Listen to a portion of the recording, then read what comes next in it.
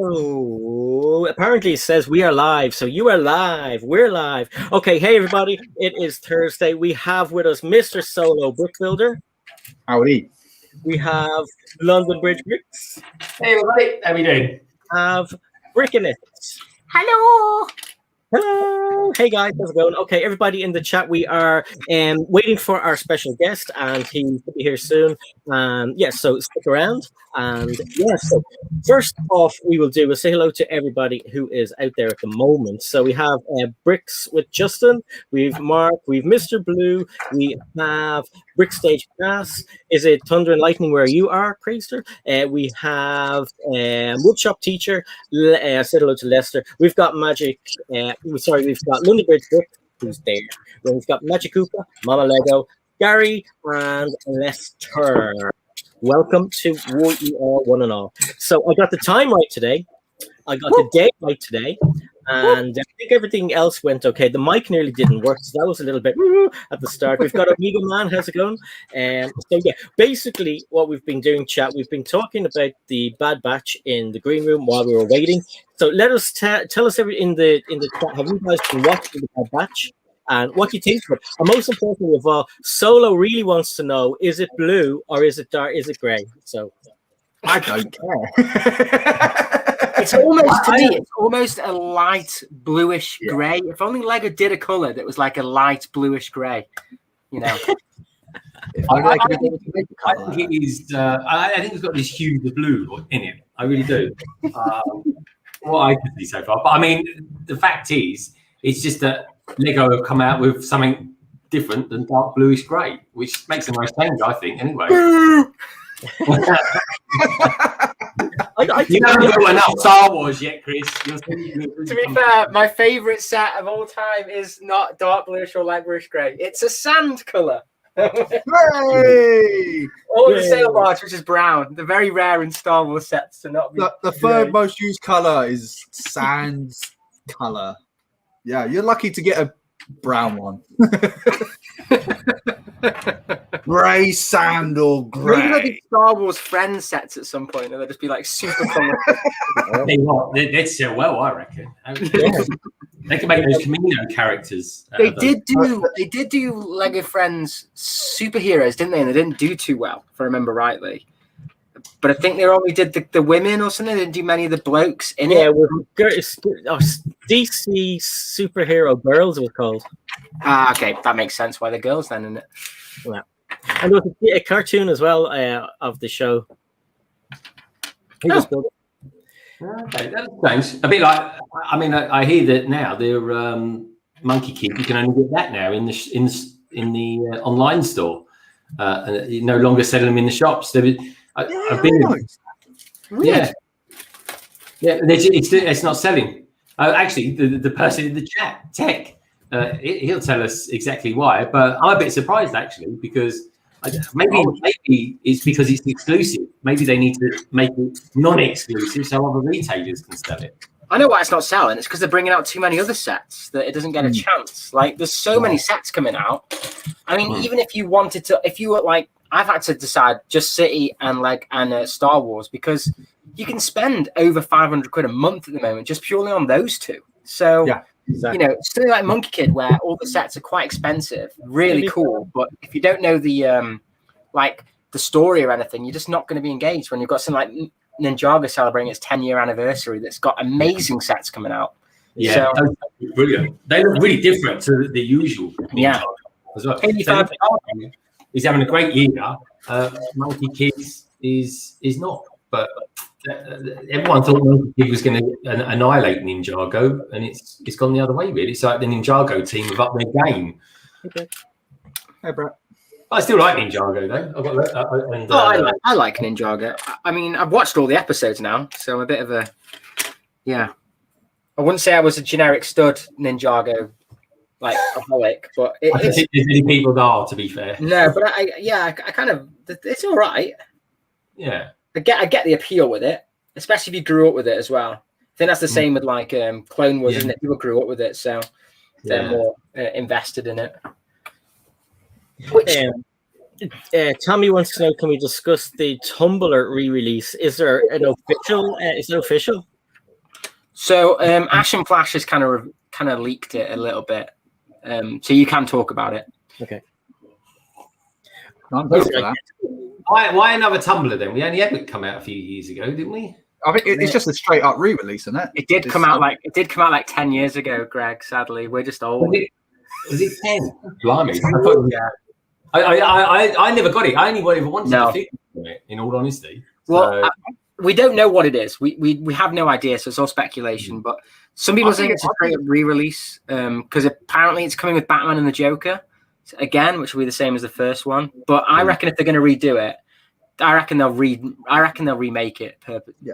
Personally, I think it's a crying shame that they just didn't go just keep going back the way they were. Because we've had the Tumblr, we've had obviously the Keaton one. Now go do the TV series one. I think they should have done the 1966 one. They even did the little 1966 one, which is literally the same as the gift with purchase.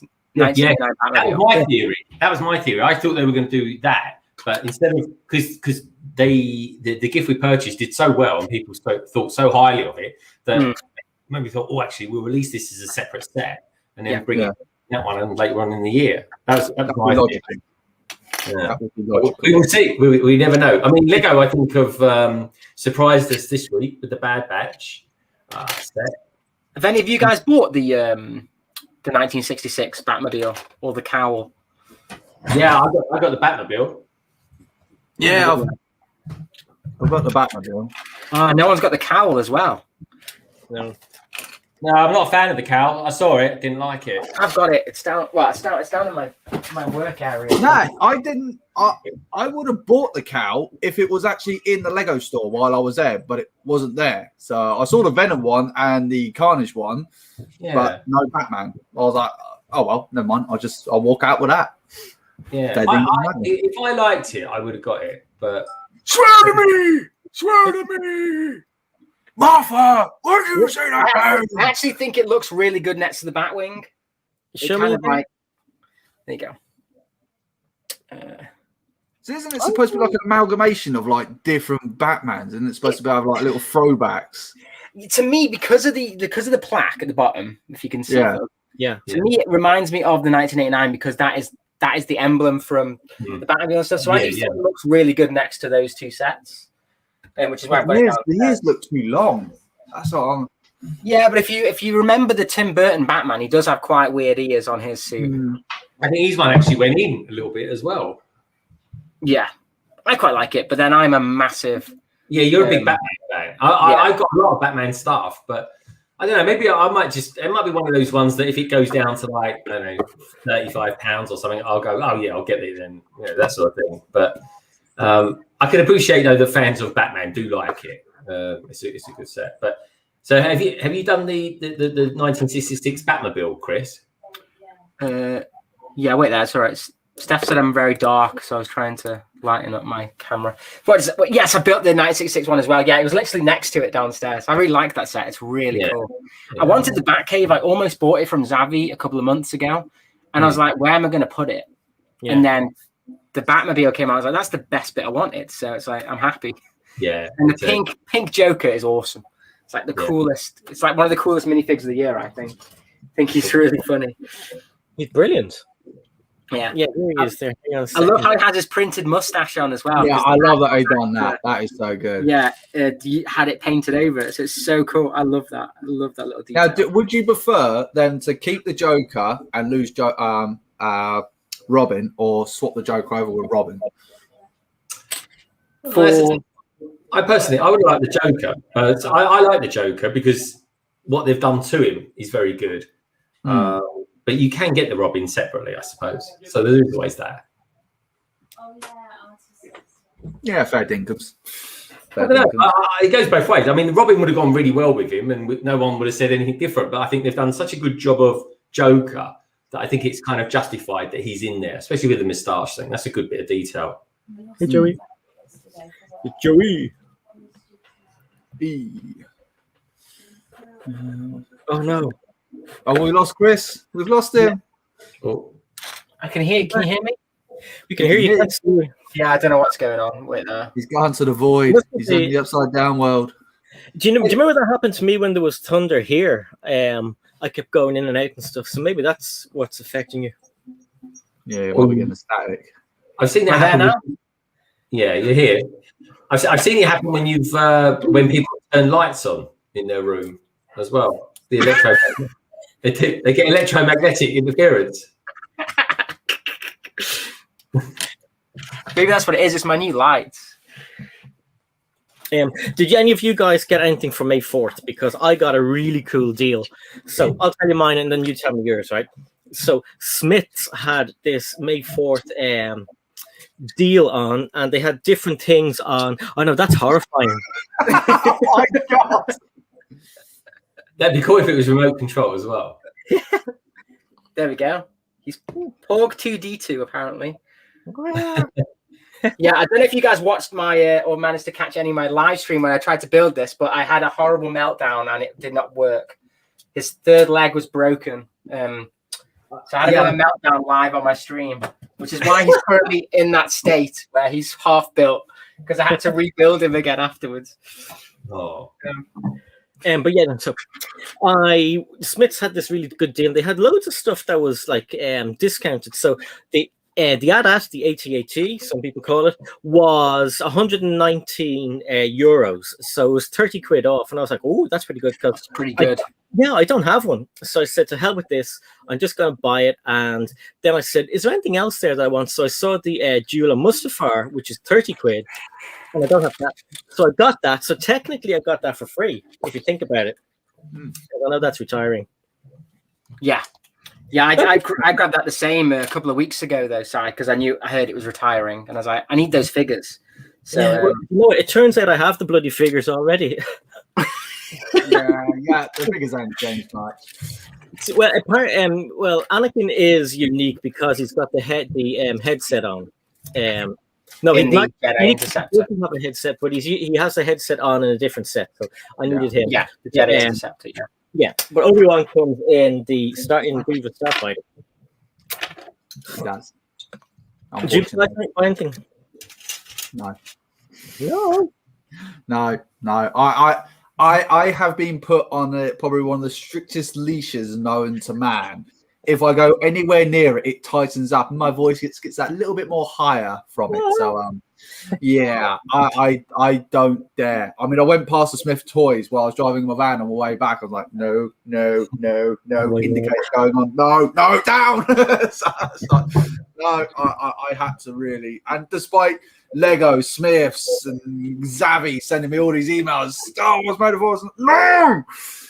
Did you buy the helmets too early then? I bought the helmets. Yeah, my missus bought me the helmet. She bought me the Darth Vader helmet for my birthday. Right. And we were in Smith Toys, and I saw the droid and the Scout Trooper one in there. So I just went to hell with it. I'm just going to buy it there and then. But about 4 days later, Lego did eventually send out their one. I might have just bought it all there and then, but I'm still waiting for my Pro Droid because Steph bought one of the Winnie the Pooh frames, the pictures, and we needed to claim it because we hadn't claimed it yet. So she was like, I need to buy something with it. And I was like, okay, buy the Pro Droid with it then. Because I actually you twisted my arm. Because I didn't need to buy the Pro Droid to get the promo. Because I was already getting R2 and 2 helmets. So I was like, yeah, whatever, we'll just do that. But the promos worked pretty well though, because when me and Tech were up in London, they sold out online. Yeah. What that? So people have been messaging me saying they sold out the next day at Manchester. Really? So, yeah, they actually sold out in the stores as well. Blimey. I didn't know that. But that's what kind of Lego's kind of depending on with the way they're doing these, that they're depending on completionists now to get the whole lot now. I mean, that's what they're kind of going for now. I think looking at their tactics. I'm surprised. I did a video saying that I didn't like those promos and that minifigs are better. And I had quite a few negative comments and quite a few dislikes. People love those things. I was like, yeah. There are, that's the thing. But my preference, like you probably, Chris, is to get a minifigure that isn't hard to get. I just prefer something that marks the day in the form of a minifigure. But, I agree. As long as they made them readily available, that would be my only worry. Yeah. I don't want one of these ones like there's like 2,000 limited editions. Or like that. It's rubbish. That's my preference. What about everyone in the chat? What do you prefer? Do you like these vignettes, or would you prefer a minifigure? So one or the other, what would you go for? I mean, the Tatooine Homestead doesn't even fit with my Mos Eisley Cantina. I mean, I can't even put it next to it. It's the wrong size. You remember the vignettes they used to do for like Valentine's Day and Thanksgiving and stuff? I think a Star Wars version of that would be pretty cool. Like, you know, because, you know, we don't have a Star Wars version of that. And plus, there is a lot of talk of Star Wars going to be coming to buildable figures like the Harry Potter ones. So, I mean, it'd be pretty cool if they started to kind of mix things up a little bit. I'd definitely get Darth Vader if they made it that Harry Potter size. Oh, yeah. That'd be awesome. I don't know why, though. I just got a funny feeling that Darth Vader might just look a little bit too stumpy, though. He looks stumpy. He looks stumpy. Like, it would look like one of those clocks, wouldn't he? Yeah, true. Yeah. As long as they come with a lightsaber, I'm happy. Yeah. I'll buy it. A lot of people say they prefer minifigures. Good. Minifigures. Gary does. Yeah, Mega Man. Yeah,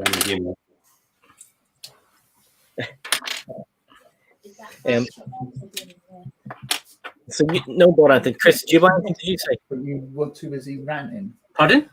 Did you say you bought anything on May 4th? Yeah, I bought. So I bought the R2D2 queued. It was 10 to 9, and I was already like, I had to then queue an hour. It was that busy. But I got the R2D2, I got the Scout Trooper and the Vader helmet, but I haven't built any of them yet. But yeah, I've been trying to chill with my builds, not build them as quickly, just kind of, So. Yeah, no, I find like I look at a lot of people when they're doing live streams and just seem to fly through the sets, and I always wonder, like, do you get any enjoyment out of it, or are you just flying along to try and finish the stream? I did not get enjoyment out of that R2D2 on Tuesday. Chris, what did you get stuck on? Because did you build the? When I do a set like that, personally, I always build the Technics bit first and then go on. So that's what I was doing. So because I'd had the week off, obviously, and about an hour or two before the stream, I thought, you know what, I'm going to chill. And I bought the new iPhone, the Apple headphones. So I had them on. I was listening to some music, vibing away, and obviously I must have missed something on the Technic bit and just hadn't realized. So it was already broken before the stream. And then I got to like bag 5, and then I saw on the instructions that the middle leg was supposed to be up into the body, and mine was just like, I picked him up and the whole leg fell off, and I was like, oh, I know. It wasn't working, and I ended up getting I've got them here still. Took some pliers to it because there's a big there's a big axle piece that you've got to pull out. It was just a nightmare, but people were loving it in the chat. They were just like basically just trolling me in the chat, which is fine. But I was a bit stressed. Yeah, because I came in around the time where you had the pliers, and I was like, what the hell is he doing? I'd had enough at that point. That happens sometimes. That happens. So I was having a few issues when I was doing the Slave 1 on a stream with Rogue and Solo, but it basically held me up by about an hour and a half. But I got through it in the end. But you feel like a bit of a plum at the time. Oh, you just because people are like telling you like, oh, go to instruction number 48 or something. It's like, I know the instructions. I've obviously just done something wrong. And I think what I've done is I've missed one pin out, and then there's a bit where you put the legs in, but you're supposed to actually connect it to multiple places, and I hadn't. So it was just, it was a nightmare. But he works now, kind of. He just doesn't have a head. I think he looks better like this. I'm going to keep him like this. I think it looks better. More unique. More battle damaged. Is Tech speaking of experience? Yeah, interestingly though, I don't know if any of you guys have been to Galaxy's Edge or not, but he is literally the exact same size as the Galaxy's Edge droids, which is really cool. So he is the Galaxy's Edge one. Got to move all these bricks out of the way. It's a good scale, isn't it? It's a really good scale. It's literally the same size. So when I've built this, it'll be the exact same scale as the remote control one from Galaxy's Edge, which is really cool. So I'm going to have these guys next to each other when he's built. Bonjour, Lego Head 74. Buongiorno. Bonjour, buongiorno, hello. I built this the other day. This was quite good fun.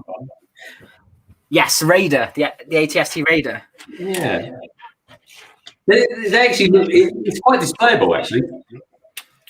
Yeah, I've got mine next to my Razor Crest downstairs. I really like that set. I've not put the stickers on it yet, but it's just nice. You've got to set little LED lights in there, Greg. It looks better with them. I've seen some people do that. I think the Tremaids generally the colour they use, isn't it? And it kind of shows through there quite nicely. I did think it was a very weird set that they released first for these series, because obviously that's only in one episode, and it was a bit of a strange one to choose. I suppose they already had the build lying around for the ATST already. It's like, yeah, just a quick recolor, add some figures in, yeah, and just put a massive book of stickers in it. It was when Speed Champions were doing well. Well, I like those new Speed Champions. Yep. That bloody Toyota looks horrible. What one looks horrible? That Toyota Supra. It looks absolutely horrible. I can't stand it. Hey, no lag. Hi, guys. Guess what? I actually have shower first, and guess what? My mommy brushed my hair. Yeah, the shower, mommy brushed his hair, and look what he has on. Marvel. Classic. Excited for the new Loki series coming out. Loki's out soon. He's not into them for some reason. We watched Spider-Man a while ago, and he only liked when Spider-Man was fighting. He thought it was a bit boring. Not enough fighting, is the no lag? That's what it is. Yeah, loads of spider webs and fighting and flying around. There's some fantastic news, though, isn't there? The Fantastic Four. My God, that was terrible. That is actually coming to the MCU in 2 years' time. That's good. They've done an announcement trailer. Oh my God, it's going to be awesome. Oh, has anyone seen the Stranger Things trailer? No, is there one out? Is there? Yeah, season 4 trailers. Check that out. I've just been informed, and I should have realised because he's beside me that Nulla got his hair cut as well. Yeah. Oh yeah. Don't show that. Yay! Good job, mommy. Looking good, man. Looking good. Good job. You're not going to have a grade side, then, are you? You're not going to have a grade back, then. Yeah, you can have a great dad. This lockdown. First lockdown, yeah. Second one, I kind of perfected it, and Lorraine did it today. So he always falls asleep when he gets his hair cut. Does he? I got to be honest. It's the only time I actually sit still, simply because I don't want to get my ears cut. When I was a kid, I was having a haircut, and someone said something, and I went like that, and it cut my ear. And I was always afraid of having a haircut then. And so yeah, that's why I always stay completely motionless. You know what I'm like when I'm putting a sticker on the side? That's what I'm like when I'm having a haircut. Especially when it gives you the cutthroat. Crazy. Brick Stage Pass says hi to Nullig. So does Mrs. Brick in it, and so does Mark and Maniac for Brick. Mr. Blue. Mama Lego. What I get that name? That's Eileen.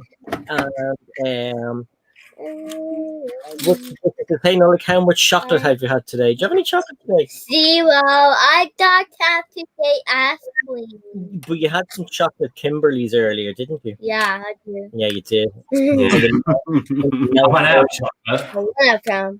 Missing it. Yeah, one of them. Lester says hi. Mr. Blue says hi. Miss Bricks of Fun says hi. Hi, Mama Lego. Magic Cooper says hi. There's a lot of people say hi. Tommy Dempsey. BFF says Nullig, my buddy, love the shirt. And now we're going to say goodbye to everybody. Yeah, bye. Because you're so heavy. I know. See you later. Bye, big boy. Good, dude. It's a nice blue evening. Oh my God, that's fun. It's not like you get a photograph of you and your daughter solo. Don't, man. That was over the bank holiday. My missus and my daughter just got bored. So they decided, let's put some ponytails in daddy's heads. Well, that's all you need to tell my daughter, and she was putting clips on her. My missus was grabbing all of my hands. Ah! That was crazy. It was like, oh my Kind of god. suited you as well, they say. I think Sorry? you kind of it suited you very well. I thought you carried it very well. I hadn't noticed, to be honest. I just thought, what a lovely picture. Oh god, yeah, that really bloody hurt. It really did. Could actually feel my scalp coming away from my skull. I was like, oh my god, stop pulling. The trouble is that my daughter, she's got these little spring clippy things. Yeah, I don't know what we call them. And she was really digging them in. It's like, it's going to close in a minute. It's like, yes, because I feel it. Oh well, we've got hair. That's the main thing. Mama Lego says, that's being a great, fantastic dad solo. Proud of you. Oh, thank you. Yes, the torture is not worth it. Oh no, I love her. Really. No, it was all good fun. Yeah, we're just trying to find stuff to do, because obviously, because we were obviously want to go out and go to like the ball pits and everything else like that, to get a run around and all that kind of stuff. But obviously they're still closed, so we're like, well, let's torture me instead.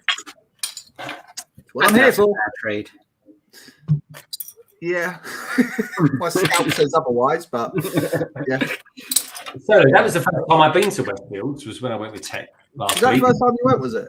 Yeah, I've never been to Westfields before because I normally just go up Oxford Street or Stratford. Well, yeah, I suppose it's closer for you, though, isn't it? Yeah, it was nice though. But Shepherd's Bush didn't take too long to get there. In all honesty, I could take the Victoria line and get back from that way back to London Bridge. So it was all right actually. It was good. I liked it.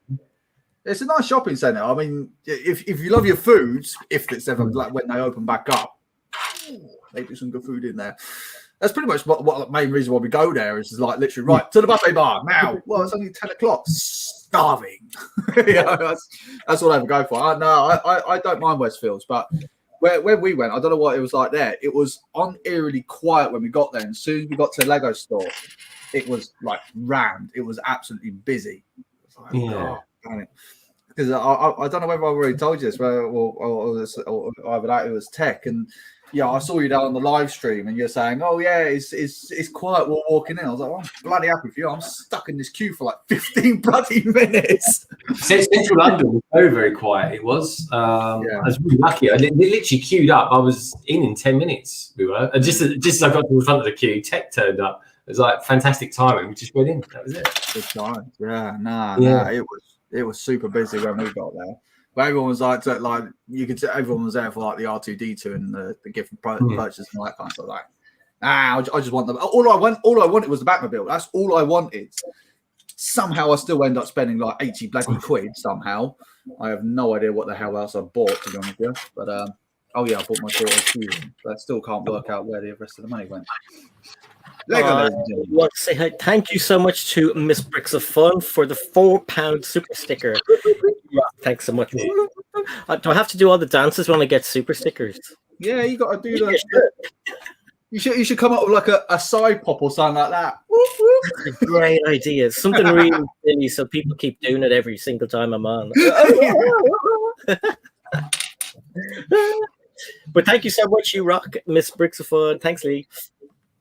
But go back to the Fantastic Four. Do Sony still own it, or who owns it? What Sony? No, it's 20th Century Fox. So 2 years ago, Disney bought out another one of the big franchises. Hence why Simpsons is now on Disney Plus, and it's now owned by the Empire now, and so it's all going to be integrated now into. Same with X-Men as well. Sorry.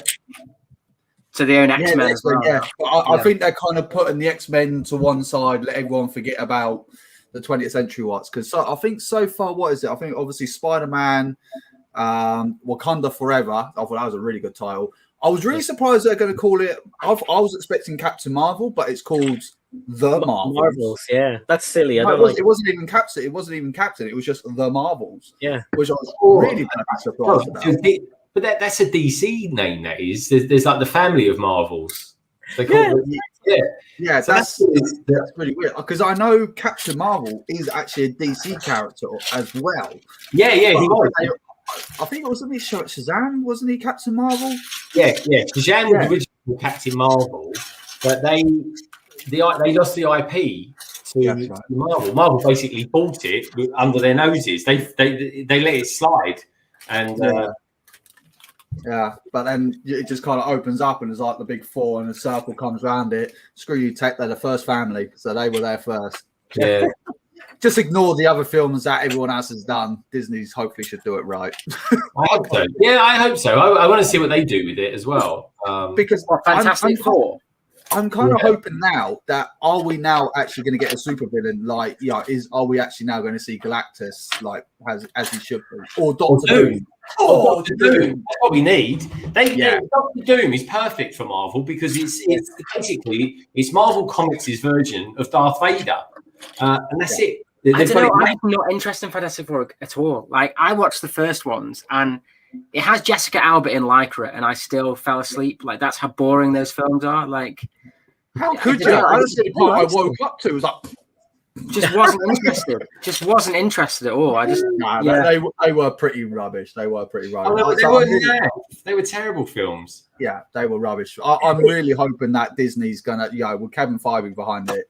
He hasn't done a slip wrong yet, has he? Let's face it. So I reckon very true. Very true. He's had a couple of stumbles. Don't get me wrong, but compared to the amount of films he's produced, Thor 2 was probably the worst one they've done, in my opinion, and they picked it up pretty quickly. And Thor's one of my favorite ones now. So, coming into the Dark World, Dark World. That was really good. I like it. I always like the ones with him and Loki in it, where they kind of the love-hate relationship between them. I think that works well. So I'm quite hopeful for the new the Fantastic Four. I really am. And if they can do Fantastic Four right and get Doctor Doom in and do him right. Because so far we haven't had a good of any one of those. So is Doctor Doom not traditionally Spider-Man's main enemy? No, Fantastic Four. No, Fantastic Four. Yeah, Spider-Man is in quite a lot of Fantastic Four comics though, which is probably why there's a big crossover. Same city, isn't it? Same city, I guess. So. But it's one I always think with Spider-Man is that technically Blade is actually a Spider-Man character, as in the Vampire Blade. That's where he first showed up in a Spider-Man comic. Yeah. It's just so strange to me because it's just such I was watching some of the announcements that they were doing. So Blade is going to be an R-rated film, which I was really glad that they're going to keep that R-rated, because if they're going to do like a PG-13 version, I'm like, you've lost me now. But they even Deadpool R-rated as well. I'm like, thank God. But it's all going to be part of the MCU, which is just incredible. Love it, brilliant. So I'm going to be swearing blood and guts in the main film so far. Solo, are they going to remake the X-Men movies with new actors? Yeah. Oh, that's interesting, because I've been wondering as well, right? I was wondering when this would start, when people are going to start remaking movies. Now, this is going to happen. It's just going to happen. Star Wars. When will they start? I don't want them to. I don't want. They don't need to. They don't need to. They don't need to, because George Lucas has already remade it 5 times with these super. It's to the point now where you can't actually find the original versions, and people are trying to remake the original versions of it. Like, it's just crazy. Yeah, they can't. I don't think they'll read that. Guys, if you want to see the original version, that's the box set you need. That comes with the digital version, and also you come up there, remaster one and the original cinema versions as well. I always thought that it looked like Han Solo actually has a lightsaber in that shot. Yeah, the gun. Yeah. What is like Solo's got the saber and Luke's got the blaster, like with a Doku kind of hilt. The best thing ever about the original Star Wars trilogy is the Return of the Jedi at the end with the Ewok song, Yub Nub. That's what you need. Yeah. They put out the greatest song of all time. That would have been a #1 if they'd have released it. I don't know. I don't like those covers that they used on those ones. I don't know what it is. They look awful. Yeah, no. I mean, the Empire Strike Back one's actually probably the worst one for me. I don't like that one. Yeah. And then it's horrible. Oh, Yup. what's the name of that Ewok song? Yup. Oh, sorry.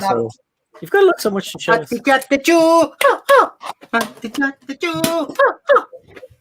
Is there more? No. There's only four. There's only 3 films. Oh no! I think we're going to blow us a kiss or dance or something. Oh yeah. Chris, in the I think it's the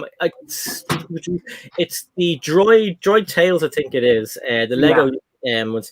There's a cool like whole section devoted to that song and the so Galaxy's Edge. You know the weird mug that I often have that's got the sketches on it. That's called the Yub Nub. It's actually called that at Galaxy's Edge as well. They often reference this song that they ruined. Why did they remove it? It's the greatest song ever. Because maybe they're to make room for it in Jabba's palace. But that guy with like a strange big belly and tiny legs that just would never hold him up. The latest remakes that they did for the Star Wars, I don't want to go off on one, but the Return of the Jedi is definitely the worst one because they did loads of stupid stuff in that movie. They removed like some of Vader's wrinkles when they took his helmet off. Oh, Vader's completely different. Vader is completely different. And he's like whiter and whiter and whiter. Blimey, he looked well different. He did right at the very end. Blimey, I was like, God, eyebrows are gone. He's like, oh, we got a side shuffle. We got to have a side shuffle. Woo! Woo! Thanks, Mark, for the £2 showing support for you. Great stream. Thank you so much, man. Thank you so much. There were 2 questions actually. Go on. What were you going to say? Oh no, I was going to say, have you done your tax for your YouTube channel yet? No, I am stuck on a part that's asking for a TIG or something, some sort of tax pin, because we've got. Did you not have to fill that out? Yeah, I did a Ben something or other, 80 Ben form or something or other. Yeah, that's the thing, right? The only thing I'd say, right, is that so it says worst case scenario, right? If you don't fill in the tax form, right, we'll just default you to 24%. So I filled in the tax form and I've gone to 30%. So I was like, oh, thanks. It says they need taxed. That's great. They need a TIN number. Maybe it's because you're in Europe. I don't know. Maybe it's different. I don't know. So, I haven't even bothered. No, I wouldn't bother, Chris, because they'll tax you even higher. I just haven't even bothered. I just think you don't get paid anything anyway, so it don't really matter. So, oh no, I don't get paid £2. I get paid £1.20 now. So, whatever. It doesn't really matter. Just a quick one there. The question was, are those digitally remastered versions or theatrical versions? I think it was one of each, wasn't it? It's like, yeah, so it's a digital version and the theatre version. And hey, Beth, how's it going? Only met Beth recently. Beth asks, does Luke have the same look on his face on each cover? Probably. The Gormless one. That's just Mark Hamill's face. It's just Mark Hamill's face, yeah. To be fair, I've never looked. No. I love Mark Hamill. Mark Hamill's awesome. He's a legend. There you go. There's Mark Hamill's face in New Hope. There it is in Empire Strikes Back. There you go. I'll just do that. There you go. If you can see him, there's them. We'll get it the right way around. There you go. And that's the answer. Is answered perfectly well. So yeah. There you go. Yeah. That's the solo answer. I got a reply from Mark Hamill on Twitter one time. What? He was. It was when. It was, what was it? Do you remember they were all sitting around a table and they were reading, I think it was a script reading. I don't know what it was. The first script of Force Awakens. Yeah. That's when it's all black and white. Yeah. And then there was a Lego. He had to read the most hardest scripts he ever had his entire life. Just stand there. Yeah, exactly. Why? But I said something like, "Oh my god, this is so cool," or whatever. You rock, and he sent back a smiley face. Oh, that's awesome. Oh, wicked. Oh, here we go. Sticker. Miss Bricks of Fun, £4. That's a new one, isn't it? What, do I have to dance again? I'm sweating. You got to keep those shuffles going, Si. Keep them going. I might make that even camper as we go along. Fantastic. That's impossible, Clive. Yeah, you've got 2 more yet to do, Si. You got 2 more yet to do. But thank you, Miss Bricks of Fun. 2 more what? Oh no, I'm behind. Oh damn. Yeah. I saw enough. I saw So, enough. Solo, it was nice to see you streaming on Saturday night. It was I didn't have any. I wasn't tired. I just kind of sitting there, just like I was playing my game. I was like, you know what, bugger it. Let's put it on and just. Yeah, I wasn't expecting anyone to really turn up, you know, because I done no thumbnail for it. You know, I just like click live. True, it I was surprised that a handful of people turned up for it, but I mean, yeah, I was like, all right, fair dinkums. Thank you, Derek, for the $5 for the super sticker. So here's your dance. So yeah, I might wear a dress at the end of it. So just hey, keep it coming. wearing a dress out. The stretchy one. All right, what's that Leica one you have? What? Wait. Oh, I'm roasting. Hey, Will, how's it going? Hey, dude. Hey, Will. So you're not going to treat us with your chaps then later on, no? That's for a private session. I'm not even going to say. I was going to say, stop, Solo, stop. Right, we're going to do some dusting time. Go Dusty. Yeah, no, I don't know. I might do more of those random little streams, but I don't know. It was good to see. It's only a bit of time that I had free as well. I was just, Christ, it was 11 o'clock. I think I'd done that. And it was just nice to see you online because you and Iceberg were dudes that I always used to watch on a Saturday night. So it's just nice. Yeah, I don't know. I might, because my missus keeps telling me, I should probably start getting the streaming thing. But I mean, I've got to buy more Lego sets. Oh, yeah, that's good. You've got all that in, that you've stored away and stuff. I mean, there's loads of stuff you haven't built yet. Yeah, no, I'm trying to keep this room as empty as I possibly can with Lego. So whatever I build, I have to find somewhere up here to put it. And then whatever up here I've got to put into storage. Yeah, so I've kind of got a little cycle going on like that. So yeah. So at the moment, yeah, I've got a lot of expensive sets just sitting in storage. I've even got the space shuttle, which I'm so want to build, and that's why I've got it out of my way now. It's going in there because I'm going to build it, and then I'm going to regret it because then I've got where am I going to put it? So yeah, big regret. But no. Is Tech coming on tonight? Is Tech coming on, or is he hanging out? Tech told me he's going out for dinner with his friend, and it's not a date. I asked him already, but he sent bananas to be. So I don't know what kind of dinner he's having. Who's your dance anyway? Oh my God! Thank you. You realize you're basically becoming a prostitute. Yeah, Tech's got something on his mind. I like the term "dancing monkey." He wants to see you in Lorraine's dress. That is true. Yeah, no, I didn't make any promises, so shut your faces. Do you guys watch The Circle by any chance? Lorraine does. I haven't watched it yet. I started watching the American version on Netflix, and I have got quite addicted to it. Have you? Really? I've got addicted to some rubbish television when we've been off. I can't find anyone else who watches Invincible. I just don't get why no one watches it. I haven't watched it yet. Oh, I tell you, it's so. If anyone likes The Boys, they're going to love this. I love The Boys. That's great.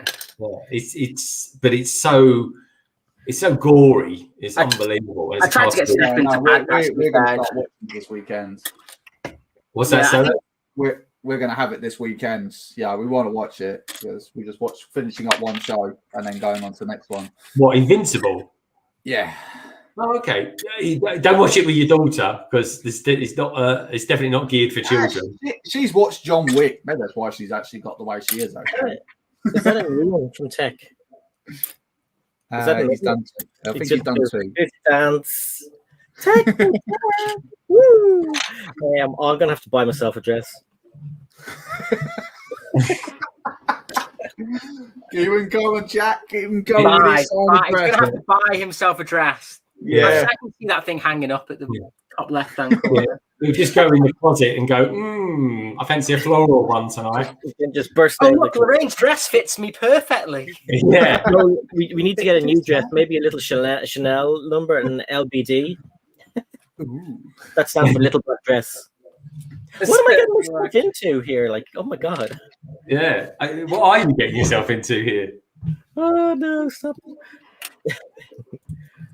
I'm roasting. Oh no.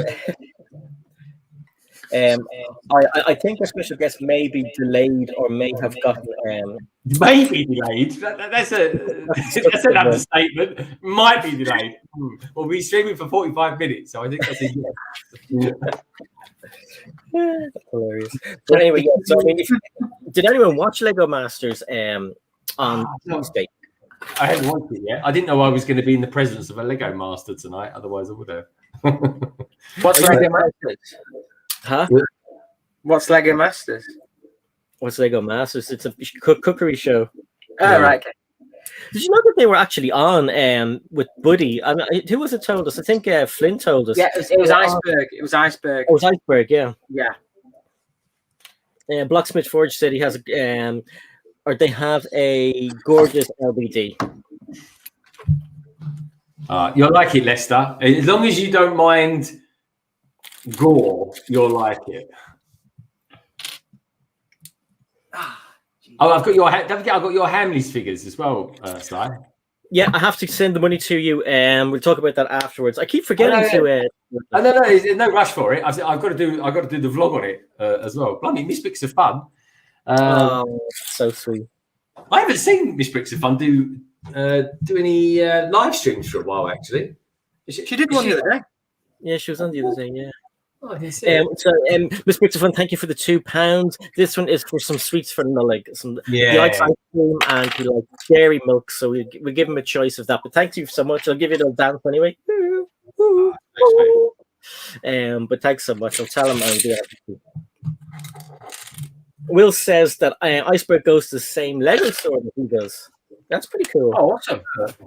That is You've cool. met him then, Will, have you? Did you meet him?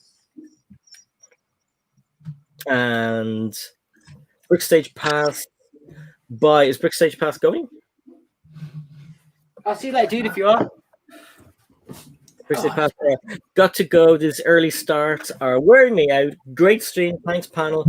Bye, chat, and take care. See you later. Dude. Bye. Bye.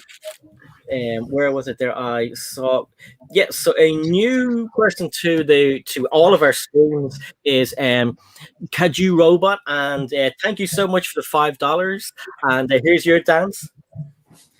You need to learn some moves, Si. I don't know moves. Strictly Come Sai or something. We need a new name for that, Greg. We need a new name. Okay. Think of something else that begins with S. That's not Strictly. Oh my god. Oh my god.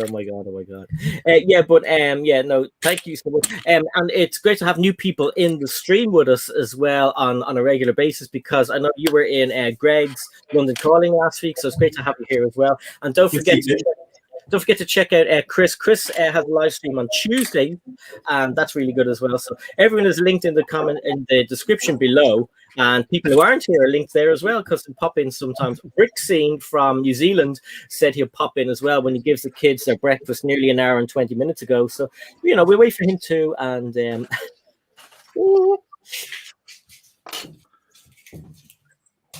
this dance takes a lot out of you, doesn't it? Will says no, he never met him, but he told me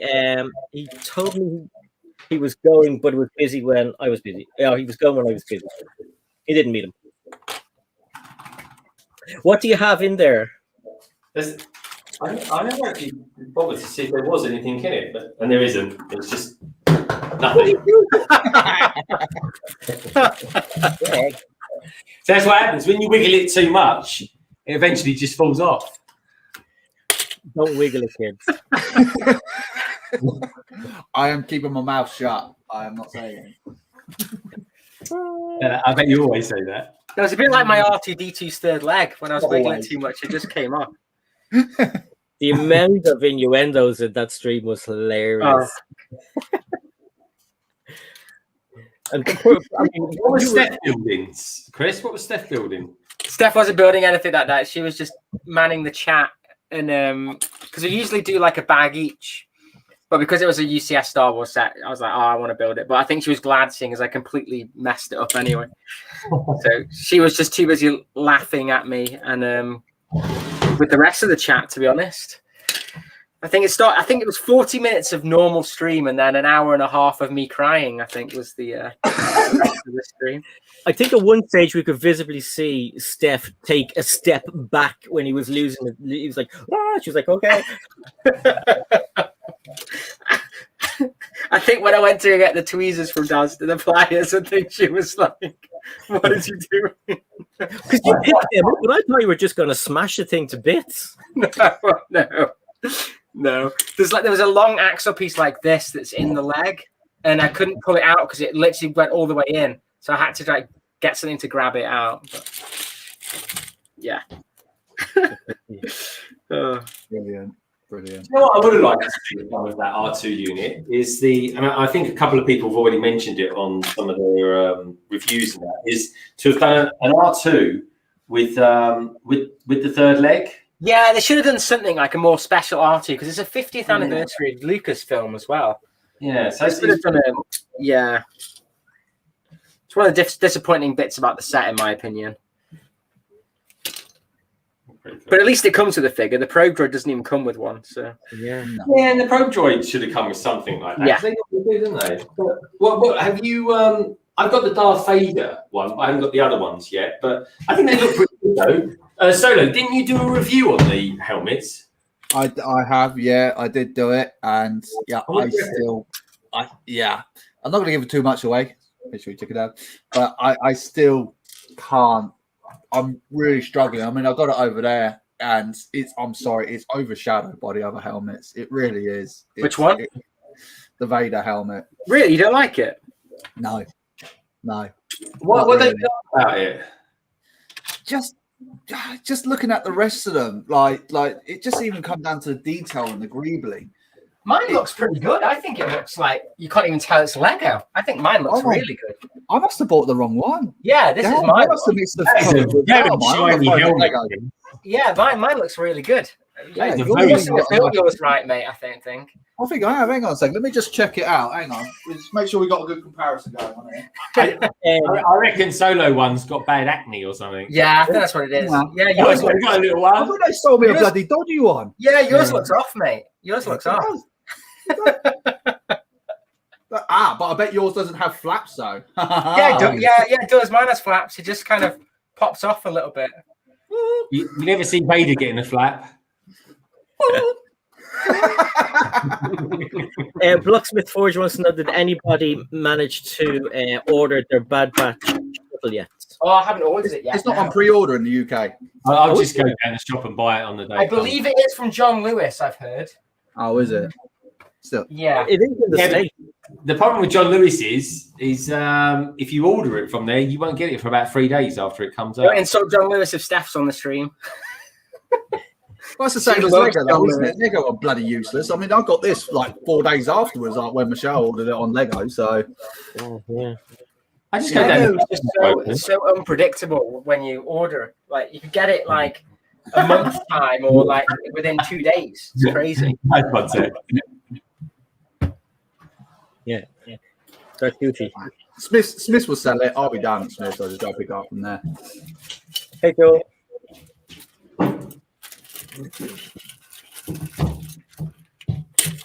Yeah, the only people I've ever seen that where it works, if you order from Amazon, you get it the day before or a bit earlier. Some people, like if they've ordered the video games, they get the video game a few days earlier and they're able to play it for everybody. Yeah. Oh, yeah. I always buy my video games off Amazon because this is what I think is so crazy. If you imagine when the PlayStation 5 came out and it was pre-order, and then Sony just decided, oh, that's when we're shipping it out to you, there would be anarchy. You pre-order something, you get it day one. Like you don't get it. Oh, well, then that's when we're going to ship it. No. It's mad. Lego is just, it's so weird. They're just absolutely ridiculous. They really are. Oh, you pre-ordered it. It's now in warehouse. I remember I pre-ordered the Super Mario 6 months before it came out. And I actually went to the store and rebought it because my one took 4 weeks to get here. Whereas people just went into the shop and they could get the Monty Mole that some people who pre-ordered it didn't even get because they only had a certain amount of them.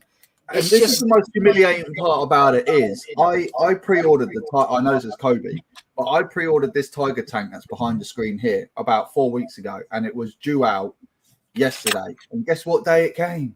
Day before yesterday. Yeah. They just washed out. It's almost as if like Kobe actually give things a bit earlier to people that actually like their product. That's a bit weird. It's kind of like they actually give a damn about their customers. Yeah, that's really weird, isn't it? It's a really weird thing. I don't know why anyone would do that. I know. It's almost bad ethics, isn't it? Exactly. I just want to say thanks to Will for telling you to hit the like button. So you obviously hit the like button if you're enjoying the stream. There's a lot of stuff going on in the chat, which you're all praising, and there's some naughty things being said. So keep it up; it's good fun. And I also want to say hello to everyone who has joined. The chat's moving quite quickly, but I'm highlighting your names, so don't feel left out if I'm not calling you out. So yes, that's it. Oh, Simon as well joined there a little while ago. Yay! So I think what that was. It's easy good, isn't it? Ebenezer good, naughty, very naughty. Yeah. You should know, Si. You were a DJ. I would have used that song several times until I read the actual lyrics to it, and I was like, it might not go down. It's by The Shame. I think it was released in 1991 on the record label One Little Indian. So there you go. Moving Mountain. That was a good track back in the day. That was amazing. That was really good. Yeah, I really liked that. Oh, Aphex Twin was out then, and dude, good times, good time. Bye, Joey, Maniac for Bricks. Take care and talk to you soon. Bye, Joey. Good to see you, dude. See you later, dude. Have a good one.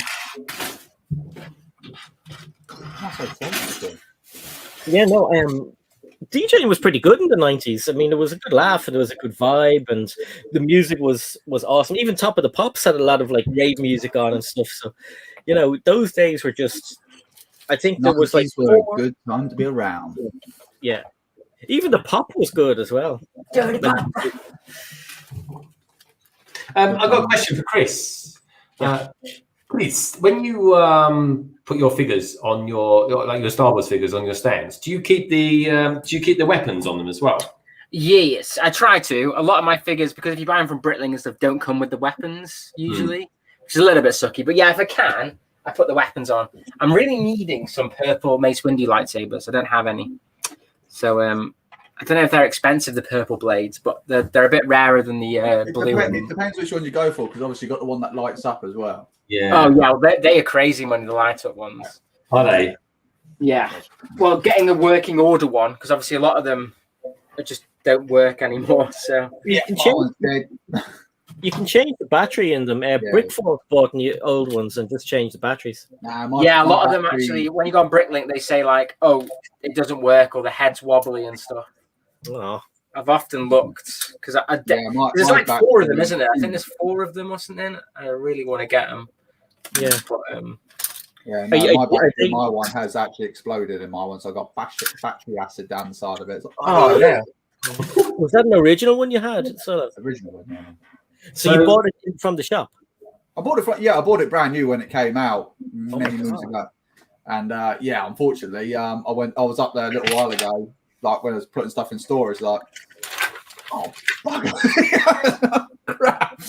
Lucky enough, battery acid is pretty easy to get off, but it's soaking at the moment. But I mean, obviously, I've dunked it in hot water, but obviously it's killed the circuit from the inside. It's going to kill it. So yeah, I'm not going to sell it anyway. So. What do you reckon then on Samuel L. Jackson hinting that he's going to be coming back as Mace Windu? He's been hinting that. The cheeky little bugger's been hinting that for ages. I agree with him. Jedi can survive crazy falls. The falls that Anakin did. I mean, blimey, right? If you could be chucked in half and survive, Darth Maul did, Wimbledon, definitely. Well, that's exactly what they say. If you're not proven dead on screen, Yeah. you're not dead. I think that he just wants a cheeky paycheck. I think he's thinking, he's like, you know what?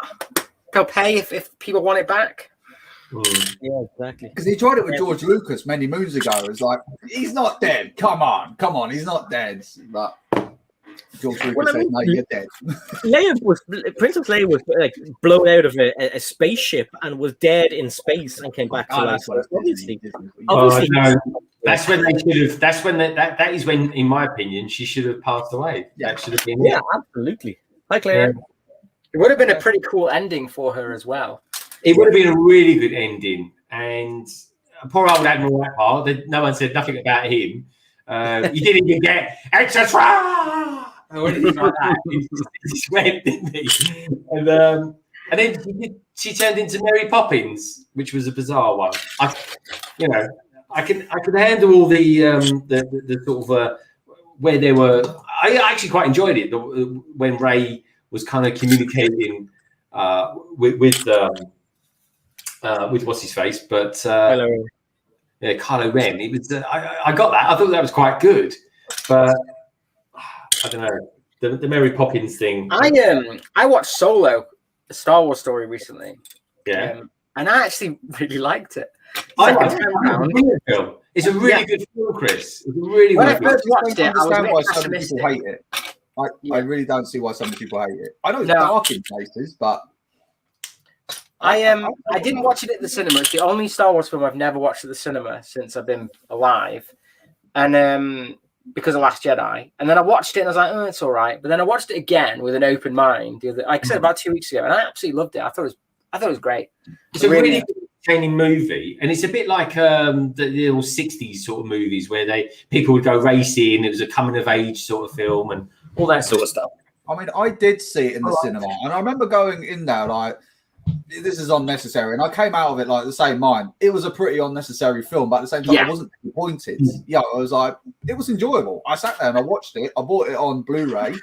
Yeah, so well, that's probably because I'm a completionist and that kind of stuff. But I was just, I came up quite happy with it. I mean, there's worse things that Disney's pumped out.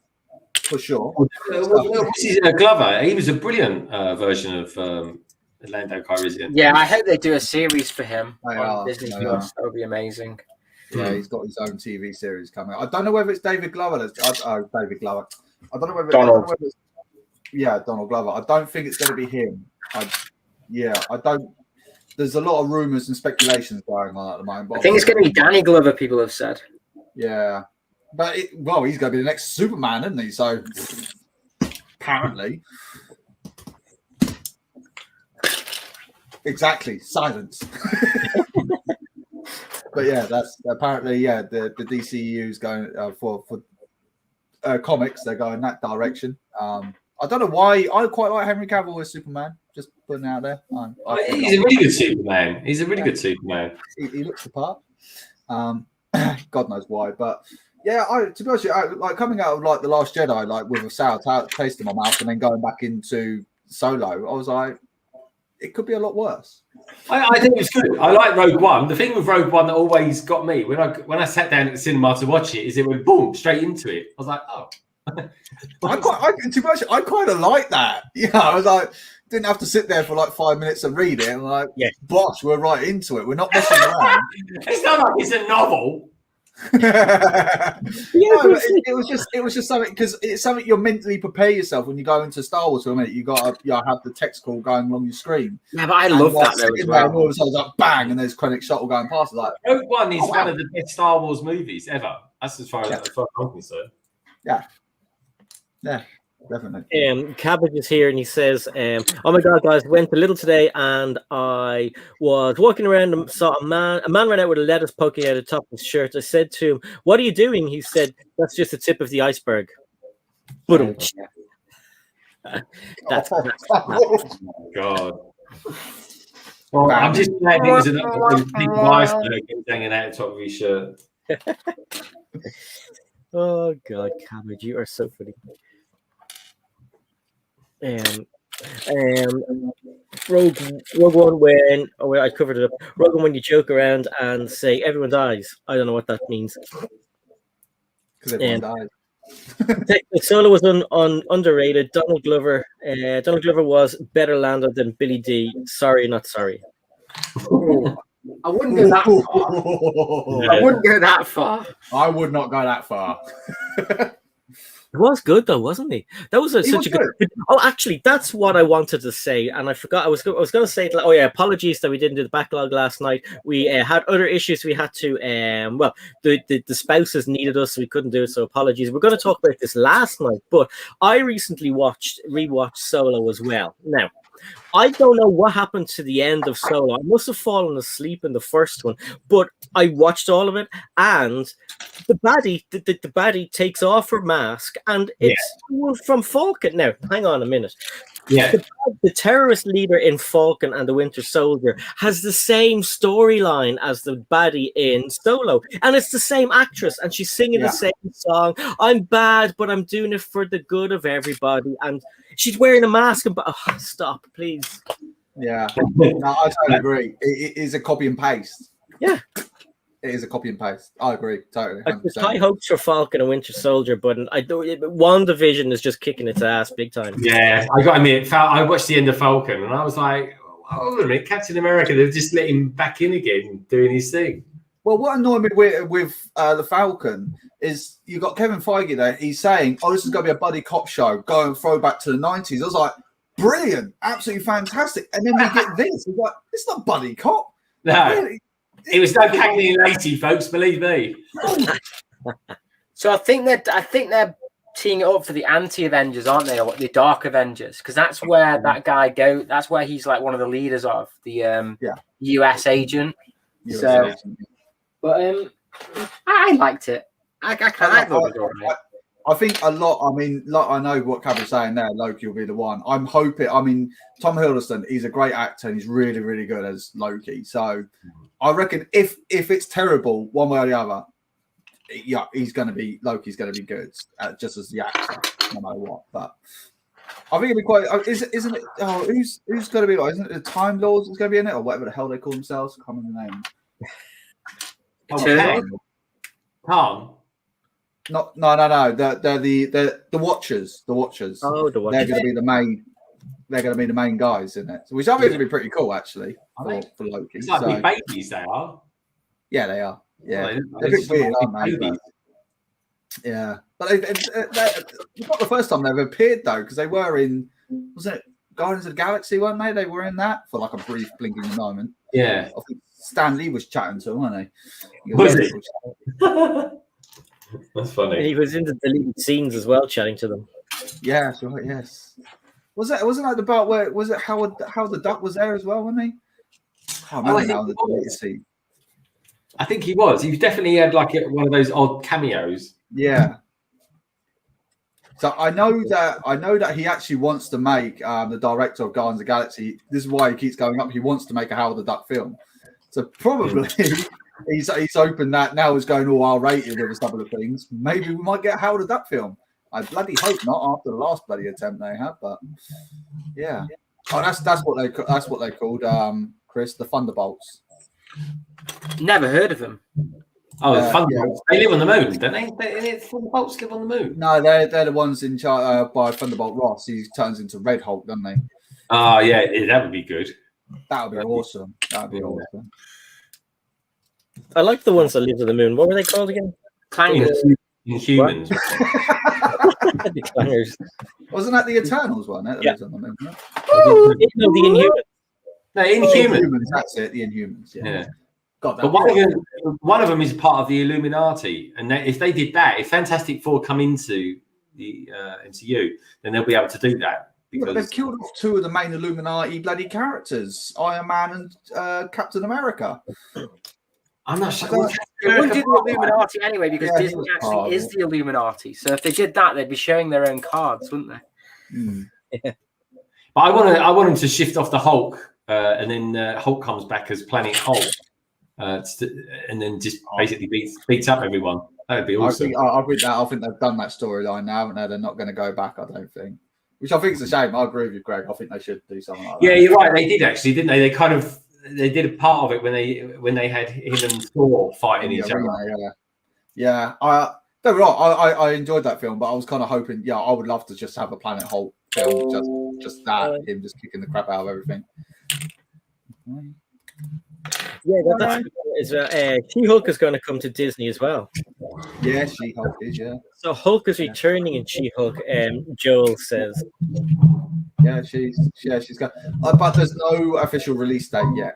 I think it's 2025. I think it is that they're planning this. It's like it's mind blowing. That is like this is for the next 10 years, Disney's got you by the cojones. You are not going to see anything else apart from our shows. It's like Iron Man. That came out when I was in the first year of university. Oh my god. That's literally when it came out. So, and just to recap, people, when I was watching Iron Man was the same time that we were randomly trying to get hold of Lost on episodes because they were streaming it in America only. Yeah, so that's how long it was. Most people won't even remember Lost. I used to really like Lost. Yeah. Loved it. It did, for me, Lost was good, but it did kind of, the ending was a little bit kind of Game of Thrones. Yeah. I agree. The ending was wishy-washy. It was, and I still don't understand what the hell, were they dead? And they were. That was the problem. That's the problem. When when people asked Abrams, he was like, "It's whatever you want it to be." It's a box. It's a mystery box. They didn't realize it was going to be so successful. That was it. Yeah. And it was brilliant. I loved it. You're gonna die. You're gonna die, Charlie. Yeah. Well, you were talking about him actually in one of your videos, weren't you, Greg? Or was that someone else? Your man that had to press the button. Yeah, he always said. I said it in one of my videos. He's compelled to always do it. He could never stop himself. And if he didn't do it, everything got magnetized and went a bit crazy for a while.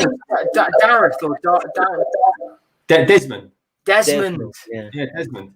He's been in a couple of other things recently. I've seen that actor in a couple of things. Yeah, I like that one they did where they went back in time and he woke up and he went, "Oh my god, I've just remembered something." And she goes, "Oh, you was dreaming." He went, "No, I remember something." Yeah. And they went back in time, so they kind of learned how to, go through time and stuff like that. And that was quite cool. I enjoyed that. It was just very thought provoking.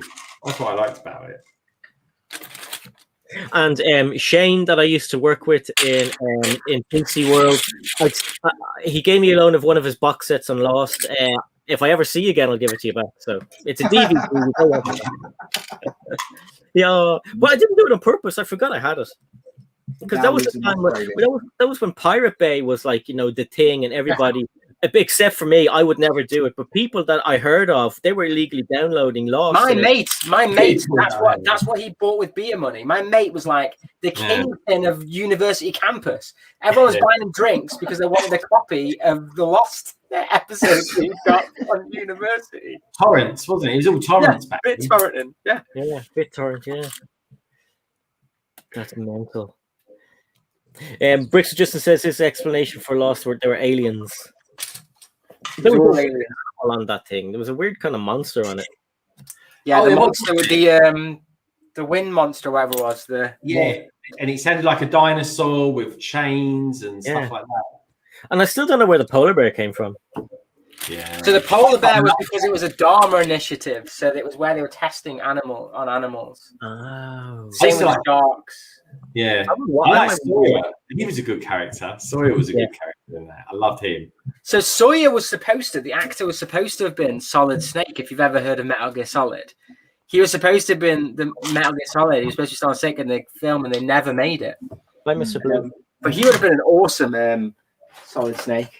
So cool. By the sounds of it, though, after the recent insurgence of Sonic the Hedgehog film doing really, really well, I think by the sounds of it, we're going to get quite a lot more video game. Well, there is a Snake film in the making, but there is. Yeah, I don't know a lot of people know this, but Metal Gear Solid is literally based off of Escape from New York. Anyway, it's literally the exact same film. The guy's even called Snake in the film, so it's literally the same film anyway. Yeah, but cool movie though. Justin has some out there ideas. So he says the polar bear was stolen and then dropped off by the aliens. I like his version of it, actually. Do you know what? It's probably just as good as J.J. Abrams' explanation of wow. It's whatever you want it to be. It's like SpongeBob says it. It's whatever you want it to be. Yeah, exactly. Imagination. Imagination. You guys know a lot about comic books, so tell me. Stan Lee had a cameo in nearly in all the movies up until he passed away. But there was a backstory there that he was an actual character, or there was going to be some sort of backstory too. I think the backstory is now that he's part of the Watchers, so he's like an informant for the Watchers. I think that's what it is. I think that's why they put him in the Guardians of the Galaxy Volume 2, talking to the Watchers. I think that's what the description that they put down. With the latest trailer, is that Stanley talking, or is it like someone? It's an old interview that they done. It's so cool. I love that. It was so good, so good. I actually brought a little tear to my eye when I was listening to it. I was like, oh god, I just can't believe that he's not going to be in him anymore. I think by the sounds of it, I think he's still going to have a cameo. But apart from it's going to be like a picture or something like they're going to put inside. From what I heard was Ryan Reynolds is supposed to have signed the biggest deal with Disney because he's going to take over the cameo in every single episode from Stan Lee as Deadpool. It sounds like something he would bloody do, though. So Ryan Reynolds. But fair dinkum. Because he's been contacted for something like 50 movies or something crazy. Yeah, I think he's got the biggest and the most amount of money since Robert Downey Jr., I think, or if not more. Which, my God, that is a lot of money. That's a lot of dollars. A lot of mahole. I still can't get over the fact that, like, spoiler alert, that Tony Stark is dead and there's no more proper. And Captain America's pretty much dead as well. Like, wow. Is it though? Because technically we've got multiverses. Loki was dead, and now he's in a different universe. Yeah. If Robert Downey Jr. rang up,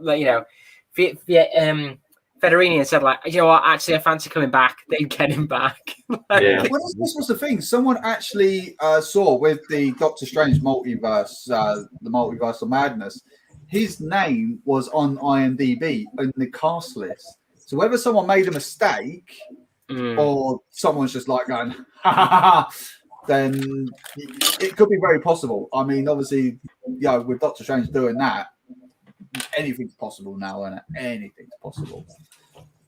Anyway, have you heard that Ryan Reynolds has his own mobile phone company, by the way, in America? Who? Ryan Reynolds. He's got his own like tariff company in America. Hasn't he got his own hockey team as well now? Hasn't he? No, he's got his own football team. He backs it with the guy from Always Sunny in Philadelphia. Yeah. Insane, man. It's just so funny. Do you think we'll ever get the zombies in the movies from the MCU? That would be so good. That's going to be in the What If series. Yeah. Oh, is that animated? I don't know why I don't like animated things like that. Yeah. Yeah, no, that's. I like stupid animated stuff, if that makes sense. Like, I love like South Park. I love Rick and Morty, but I don't. I think that's what's kind of getting me with that Invincible. I just don't know whether I want to watch a serious cartoon. But I'm sure it'd be awesome if I actually started watching it. Yeah. Did you like Into the Spider-Verse? Yeah. Yeah. But I only watched that recently because it was animated and it put me off it. Yeah. I only watched it like literally about a month ago. Yeah. And I thought it was really good. It seems to slow down in some areas of it. The animation seems to go a bit funny, but I think that's part of the style of it. Yeah, like it's supposed to look like it's stop animation, doesn't it? That's what it kind of. Yeah, it's supposed to kill straight out of a comic book, isn't it? Supposedly, isn't it? Which I kind of like. It's definitely a mixture of styles, definitely. Yeah, it's something slightly different compared to just having a straight up. I liked it. I really liked it. I think it's one of the best Spider-Man movies. Definitely one of the best animated movies. But yeah, Invincible is wow. I'm not saying it's the best thing ever. It really isn't. But what I'm saying is that they go to some places that you sort of think, blimey. I'm going to have to watch it because I trust you, and I will definitely have to have a look. I've had a lot of like movie reviewers like rant and raving about it. It's like they're saying obviously there's like a few episodes like bit like slow, but that kind of goes with TV shows, though, isn't it? You're always going to get a couple of episodes. Yeah, and it's the first season of it, but my God, there is a massive story behind it because it's another. Basically, for the first, I don't say it's an hour long, the first episode. The first 45 minutes, you sort of think, oh yeah, I've kind of seen this all before. It's a bit boring, really. You know, it's like Superman and Super Kid or something like that. You know, and a coming of age of powers, and then suddenly it just takes such a U-turn. I was like, oh, I didn't see that coming. And but yeah, it's quite cool. It's quite cool. But it's like really like OTT as well. I suppose they could do that with animation, though, can't they? Just all sort of walls, go for it. Yeah, but we're talking. Yeah. All I can say is imagine Quentin Tarantino did a big hero film. This is what I think it would be like. I'm still trying to work out. Speaking of Quentin Tarantino, I'm still trying to work out whatever happened to his bloody Star Trek film. Yeah, because he was supposed to be doing one of those. I mean, my God, could you imagine that? It's just that'd be good. Though, just annihilate someone, but that just seemed to have gone quiet. I don't know what happened there. I really don't. Any of you effing Klingons move, and I'll execute every man. And that's one of you. I know we're getting a lot of Star Trek now, though. There's a lot coming out. I need to watch that animated cartoon of that as well. That looks quite fun. Yeah, Lower Decks is meant to be actually quite good, Chris. It's all right. It's all right. It's all right. The animation of the ships looks quite good on it. Yeah. Have you seen it, Solo? What did you think of it? we watched it a little while ago. It's okay. It's quite enjoyable. I would say, and I'm not meaning this in a horrible way, but I think a lot of people here might understand. It's like some of it is very American humor. Yes. Which a lot of Americans would find funny, but I was just like, I see you're trying to be funny, but for me, I just didn't see. You guys might find it actually funny, but then there's other parts where I am sitting there like chuckling quite nicely. I was like, yeah, that's actually pretty. Yeah, all right, okay. Yeah, so it is good. It's got its moments. It's definitely got its moments. So that, obviously with the ship animations as well that they got going on, that they certainly move a damn sight bloody faster than what they do in the shows. But that's the beauty of animation. You can just go a little bit nuts, can't you? Yeah, that's a good thing about it. I'm looking forward to Strange New Worlds with Pike. Yeah. On the Enterprise. That is just going to be brilliant. I love it. I don't really. Discovery's okay, but I don't know now. It's kind of lost its appeal for me a little bit. But I'd love them to do one either in their present time or their future.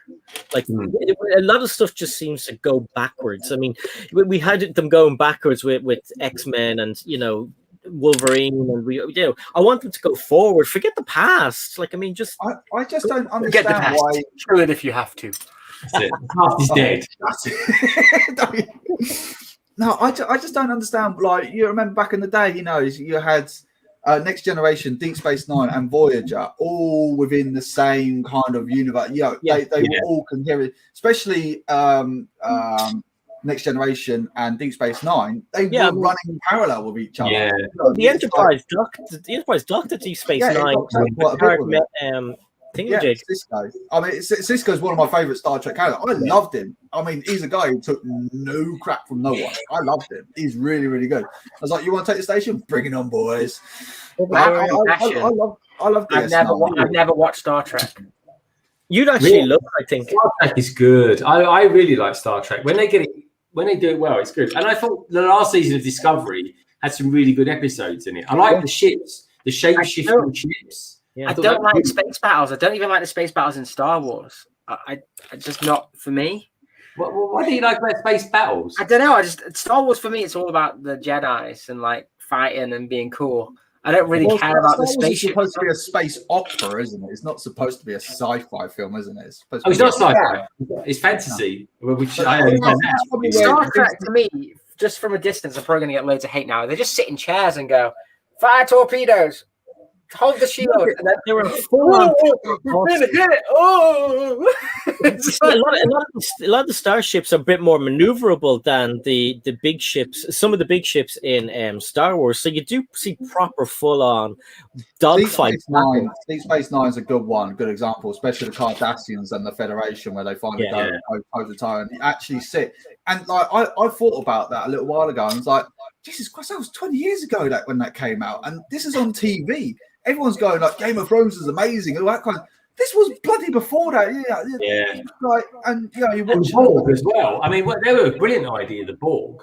Yes. Yeah, the Borg, and they're so underused. You only see them in, just like what 2 shows of next Voyager, well, maybe a little bit more than that. A handful of times in Next Generation, and 1 bloody scene in a film. And like, come on, they're the best villains I've ever seen in my life. Yeah, he basically can't beat them. But they was interesting what they did in Picard when they were trying to reincorporate them into society.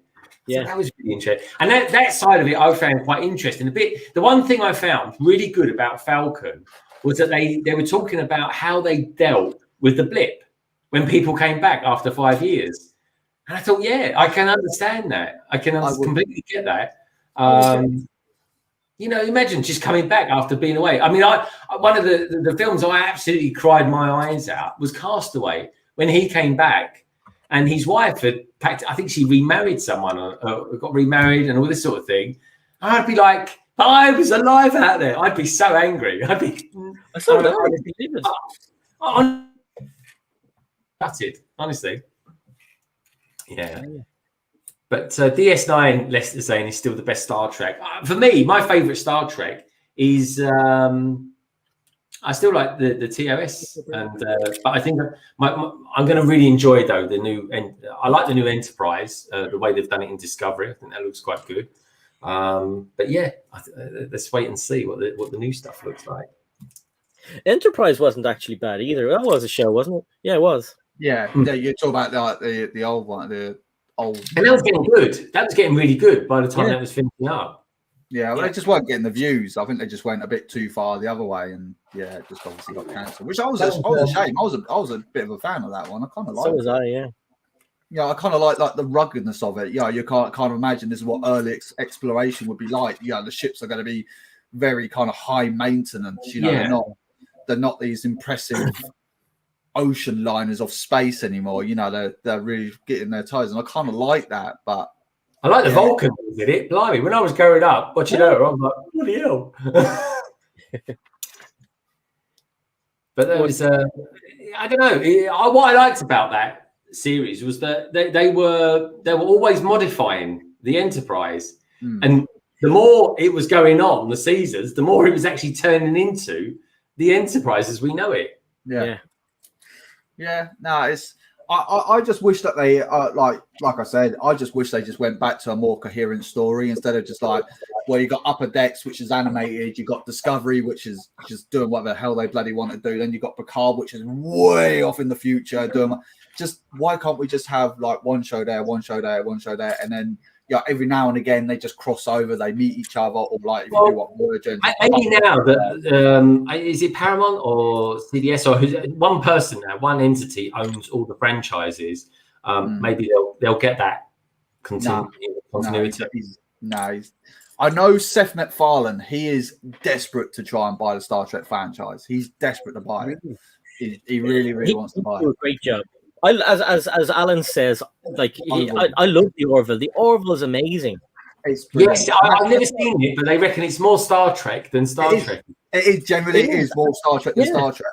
It is absolutely. And the thing is, at the first season, it was very kind of jokey and funny, but then they went really serious and a bit dark, and I loved it. I was like, oh my god, it's brilliant. But the funny parts are funny, and you would go, oh my god, did he just say that? Did that just happen? It's almost like very Seth MacFarlane, but very much not. It's like 1 minute they'll be going, hey, you're a twat, and the next it's like, all hell, let's get onto a space battle, or someone's chasing us. You're like, wow, this Seth MacFarlane can be serious. It's like he can direct and he can act. Like, you guys seen? I think it's called Avenue 9 or Avenue 7.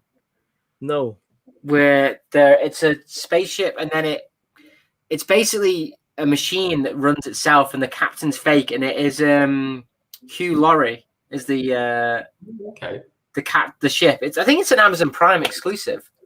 That's quite funny. But it's basically supposed to be like this cruiser that for all these rich people, but actually the guy who's piloting it, he doesn't know what he's doing, and then they crack. It's really good, and it's got the it's also got the guy from Book of Mormon in it, who does the voice of Olaf in Frozen. It's really funny. I've just got to go with Omen Man. He's talking about Stargate. There are rumors. Stargate. Yeah, Stargate. There are rumors of they are going to be remaking that. Sorry? Stargate's meant to be really, really good. Stargate's really, really good. And actually, Stargate Atlantis, I think it was. That was really bloody good. It really expanded. Stargate SG-1. I've seen like Solo. I've seen all. Myself and Solo are big fans. We've seen all of the episodes and the movies. And yeah, I agree. Atlantis was amazing, and it really touched in on all that ancient Egyptian kind of myths and stories, and even Ancient Aliens, the TV show with your man Giorgio Tsoukalos. It opens you. It makes you think. Jesus, I mean, they're still doing Ancient Aliens and talk about the stuff. I can thank my nan for getting me into that, because she had a big crush on Richard Dean Anderson. Huge one. So I'm sitting there watching it. I'm sitting there enjoying it. She's just sitting there going, "Oh, isn't he nice? Oh, isn't he nice?" You know, so, do you actually like Ancient Aliens? By the way, yeah, I love it. I've always agreed. I didn't know there was an Ancient Alien theory, but like when I was 6, I was talking about stuff like that. And I remember then when I was a teenager, a guy called to the door, and I don't know if he was Mormon, but he was one of the religious people that come around to try and talk to you about religion. And I said to him, "No, look, this is what I think." And he was like, "Oh, you've been reading Von Daniken books, haven't you?" And I was like, "Who the hell's Von Daniken?" Chariots of the Gods. Yeah, but like that was just my own brain trying to work out the god situation, the ancient situation, and I just find them really funny because it seems like it goes off to a normal area, and then they do this like really weird thing, like or maybe it was this. It's like, well, no, it isn't, is it? It's the first thing that you said. Exactly, and you notice when they do the kind of really strange things, Giorgio's not in those episodes. Yeah, it just goes a bit too far on some of it. It's like, what are you doing? Yeah. That used to be my favorite subject at school. Used to be classical studies, learning all the Greek mythologies and stuff like that. I used to love that and then that's how I kind of related all that to Avenue 5. That's it, Lester. Avenue 5. Sorry, that was what I was on about. It's really good. If you like space stuff, it's a good comedy. Sorry. Well, talking of space stuff. One show that I used to really, really like back in the day, the most recent reboot anyway, was Battlestar Galactica. Did you like that, Si? I loved it. Oh, it was brilliant. And Gattaca as well, the spin-off as well. I loved all of that. And I watched the one in the 80s as well. Yeah, and in the 80s. Good. This was brilliant, dark, serious. And I didn't know the whole story behind it. And then I was like, oh my God, it blew my brain. Yeah, it's really good. Do you guys ever remember Farscape? Yeah, I don't know if I watched much of it. I don't know if I was into it. Yeah, I've heard of it though, Chris. I loved Farscape. Farscape was really Jim good. Henson figures in it. A lot of the I really liked Farscape, but it got a bit weird in places. It was a weird show. It was very weird, but I kind of enjoyed it. But like when it got weird, it got really weird. And obviously, I was looking at a young mind. I'm like, dude, I can't watch this. There was quite a lot of episodes I did miss, but I did enjoy it. Like, I think didn't that get cancelled, or did they actually end it? I can't remember now. No, I think it kind of got cancelled, but I think they did like end it like quickly, sort of thing, like wrapped it up. What was it? Was it? First, no, it wasn't. Was it Firefly? Firefly got cancelled after one series, and then they made a movie called Serenity. I don't know whether everyone's seen it. That Firefly is amazing. How the hell that got cancelled, I do not know. Cowboys and Indians in space. It's just brilliant. Midwest, I would say. Midwest in space. It was great. Wasn't there a film that came out called Cowboys versus Aliens with Daniel Craig? I never saw it, but Cowboys versus Aliens. Yeah, I've never seen it. Neither have I. That was an interesting film. I don't know if Lester says he met Richard Dean Anderson at a Comic-Con, and there was a sign that says saying he refused to sign Swiss Army knives and duct tape. yeah. I never got into Farscape or Firefly. I tried to watch one of them, the one that had the movie at the end. Yes, Firefly. I tried to watch it, but I just couldn't relate to anybody in it. Yeah, watch the TV show and then go into the film, because I done exactly the same thing. I watched Serenity, like, what the hell am I watching? Yeah, and then we watched the film, but then we went back and watched the TV, because I didn't realize it was a TV show at the time. And then all of a sudden I was like looking up at it all, and we're like, oh, son of a gun. And then we went back and watched it. I was like, oh my God, that's actually really good. And then we looked into it. It's like, when's season 2 coming out? Oh, it's been cancelled. They just made the film just to make everyone happy. Crap. Deadpool's missus is in Firefly. Yeah, she is. Yeah. And I think she was also in V as well. She was really good in that. And that was a lot of stuff. She's in Gotham as well. She was in Gotham. Yeah, she's been in loads of things. She's been. Yeah. Is that the same actress that was in Homeland? I've never seen Homeland. I've never saw it either. No, are you on about the girl? No, I'm thinking of Line of Duty now. Going off on one. Oh, Line of Duty! Don't get me going on that. Blooming awful ending that was. But I felt like Sheldon Cooper one day, because I was waiting for a long time for the next series of not Heroes. Was it Heroes? Was rubbish. But Darren, you might remember there was a show, and Sheldon actually was waiting for it in The Big Bang Theory, and everyone was either asleep or dead on the street in New York, and we don't know what happened. What was that show? Oh, what was it called? Are you on about the one where they flash in the future? Flash forward. I think that's about the one where people. It's like a blip, wasn't it? It was a blip where people. Flash forward's the blip one where they see 15 minutes in the future in like 5 years' time or something, and then everyone tries to predict it. But that might not be the show you're on about. I can't even remember. It's that long. I'm looking it up. I know it. God, I can't remember the name of it. I know one of the actors that were in it. I'm going to find it. But I do remember waiting for a long time, right? And then I was watching The Big Bang Theory. I just forgot about that show. And then I was watching Big Bang Theory, and Sheldon said, "Hey, I'm still waiting for season 2 of whatever it was," and it was cancelled. And I didn't know. I found out it was cancelled for the bloody Big Bang Theory. I can't remember what it's called. I'm going to go through all the Big Bang Theory episodes. I can't remember the name of the show now. I thought I knew it's not it. Heroes was good, and then that just died a death at the end. Yeah, that went a bit weird as well, didn't it? I mean, it's because of the writer's strike for Heroes. Yeah. Alphas. Ian Brickbot has it. Alphas. Well done too. I've never watched that. Is that why it's handy to have 30 friends watching you talk about stuff with your other friends? You bloody beautiful bastards. Well done. Epic. God, that would have driven me nuts if I couldn't find it tonight. I'll be cursing you, Si, all night. I would have been if I couldn't work it out. Hey, Red Carnage says Fast Forward was great, actually. Yeah, Fast Forward. I'm going to have to watch that as well. Fast Forward. Where would Fast Forward be? Would it be on Netflix? It's called Flash Forward, if I remember Flash Forward. Yeah. Flash Forward. It had some really big actors in it as well. It's got Dominic Monaghan in it. It's also got that guy that we were on about, just the one that had to press the button all the time. Yeah. I'm pretty sure he's in it as well. Desmond. I love when we've got 4 Star Wars people here. No one's talking about this stuff. No one's talking about Bad Batch. No. We haven't mentioned Lego in an hour either, so. No, I know. That's what's going to be on the next thing. We've got 4 Lego creators here as well. Do we even like Lego anymore? You can actually set up a different stream sometime and do like a sci-fi theory and just copy Star Wars theory. Yeah. We won't really, don't sue us. You're just going to say, yeah, we would be honored if you join us. Did you ever see that new, there's a new lightsaber out now that actually does extend out? Yeah, and have you seen how bloody massive it is? Yeah, it's really thick. It's like that thick, it's like not that long. It's like, so it apparently works off of basically it's like a tape measure. Bye, Joe.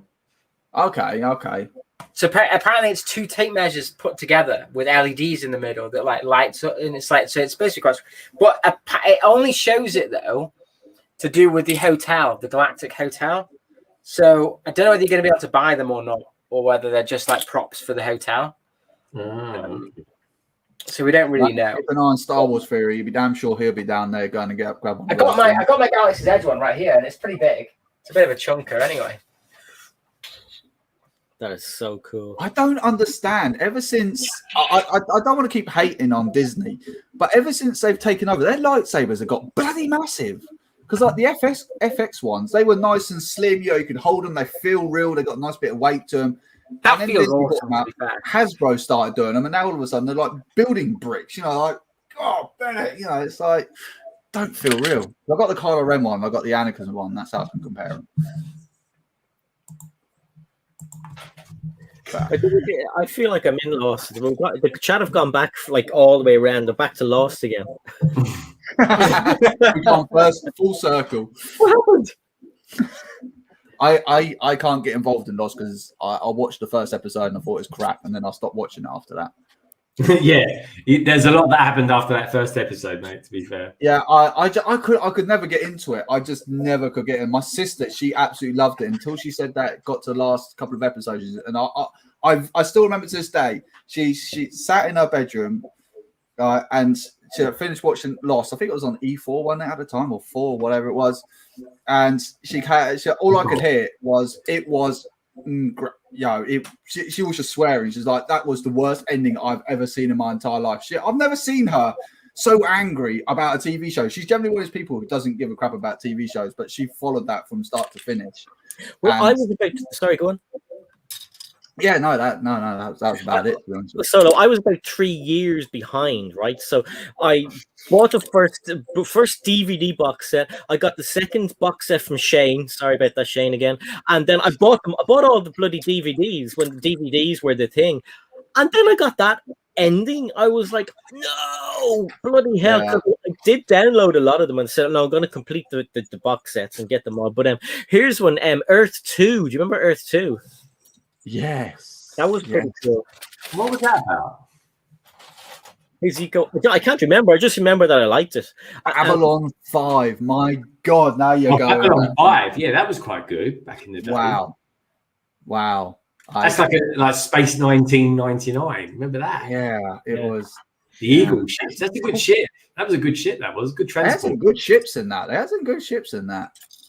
I had some really good ships in that. I really kind of liked it. What is your favourite spaceship, Si? What would you say if you had one spaceship that you could be in or fly or be the captain of? What would it be?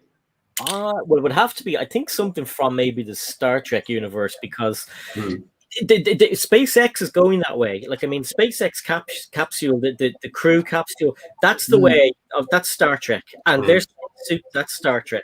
Like, to me, that's amazing. When they came out of that pod the other day, they were just walking around freely. It was like they had a tracksuit on. You see, that was the thing. That's what Star Trek always said. They wanted to kind of base it on science fiction sci-fi. And sci-fi. It was kind of a blurry line. Yeah, 100%. So I think maybe realistically it would have to be the Enterprise. Yeah, Picard's Enterprise. Oh, really? Enterprise D or Enterprise E? Which? What?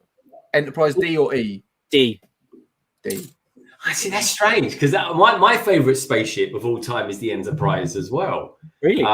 Yeah, but mine's the refit from The Next Generation and the Wrath of Khan. I like that one. That was my one, because that is, I mean, there wasn't really much of the original left in it. Yeah. But that said, I'm quite a big fan of the one from the most recent series as well, the Discovery take on it. I think that looks modern, but it looks retro as well. So that's why I like that. But my favourite ship is definitely the refit Enterprise. I love that. Can I do the Castle Run in 12 parsecs? Well, that's the funny thing. Is warp drive as quick as hyperdrive? No. There's plenty of videos out there explaining how much more slower it is. It's pretty insane, actually. I think it'll always be the Millennium Falcon for me. It's the greatest ship of all time. Yeah, but I'm thinking about the kind of not the luxury, the whole just kind of like everyday living. It's clean, it has corridors, it's you don't have to worry, and they have food on it, you know, if made from nothing. But you get Super Star Destroyer if you're doing that, though. They look pretty clean. See, me personally, I will go for a Ventus Star Destroyer because you've got a choice of different types of planes you can take off on. You've got massive bedrooms that you can just kip in, and well, it's massive bedrooms that you can kip in. Is that how you're obviously got a really good gym on there as well, because Ben Swolo gets some proper gains. So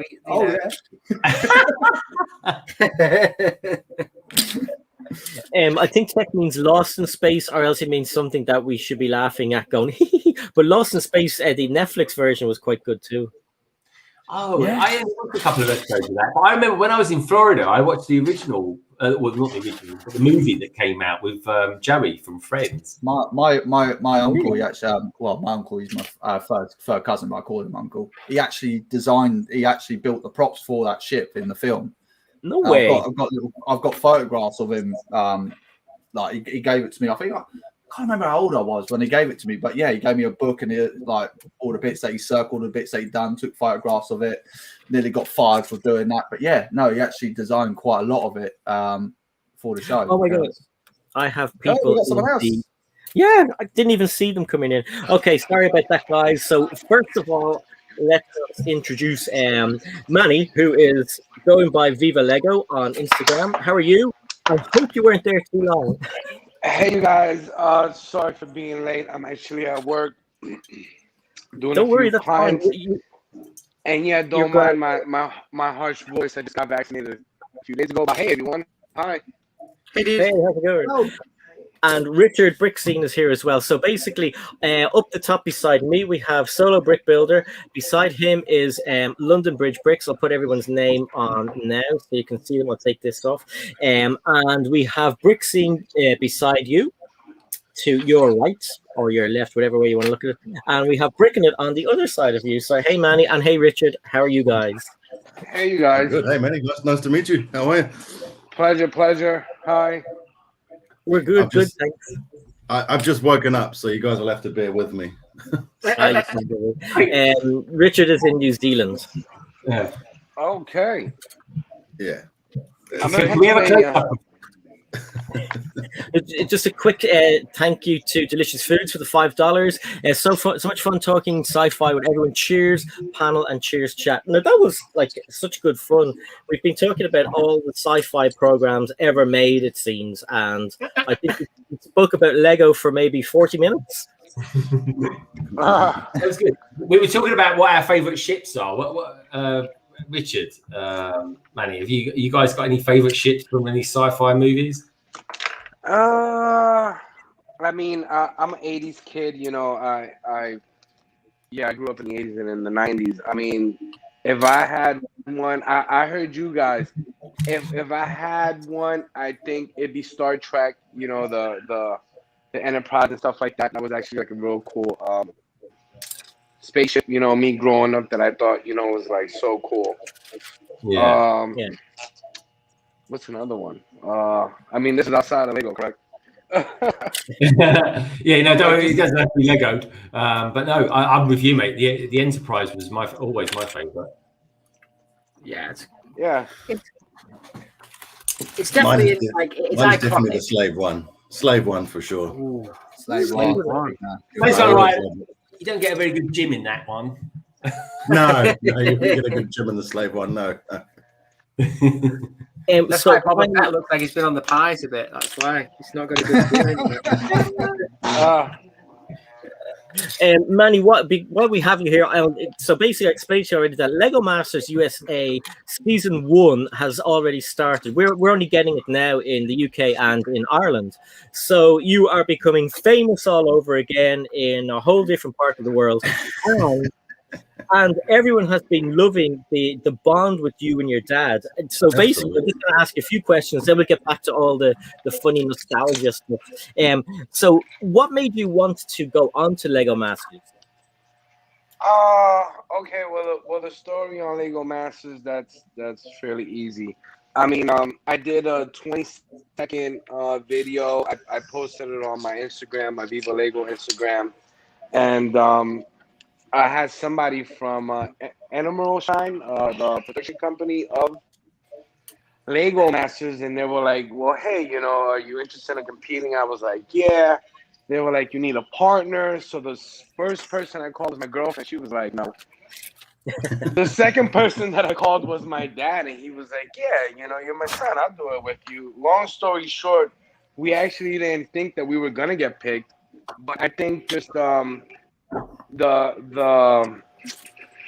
what's it called? The casting process and just, being able to keep up with the challenges, for just auditioning for the show and stuff like that, just had us, in the wow. So we were persistent. We just kept up with everything. And then in the end, they told us that we made the show, and we're like, oh my God, we can't believe it.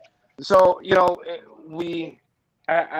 it's safe to say that, yeah, we did get caught up, in the chance of having 3 million Lego bricks and being able to build, whatever we wanted. I think that was cool. So I think that's one of the main reasons that drove us and compelled us to do the show. Yeah.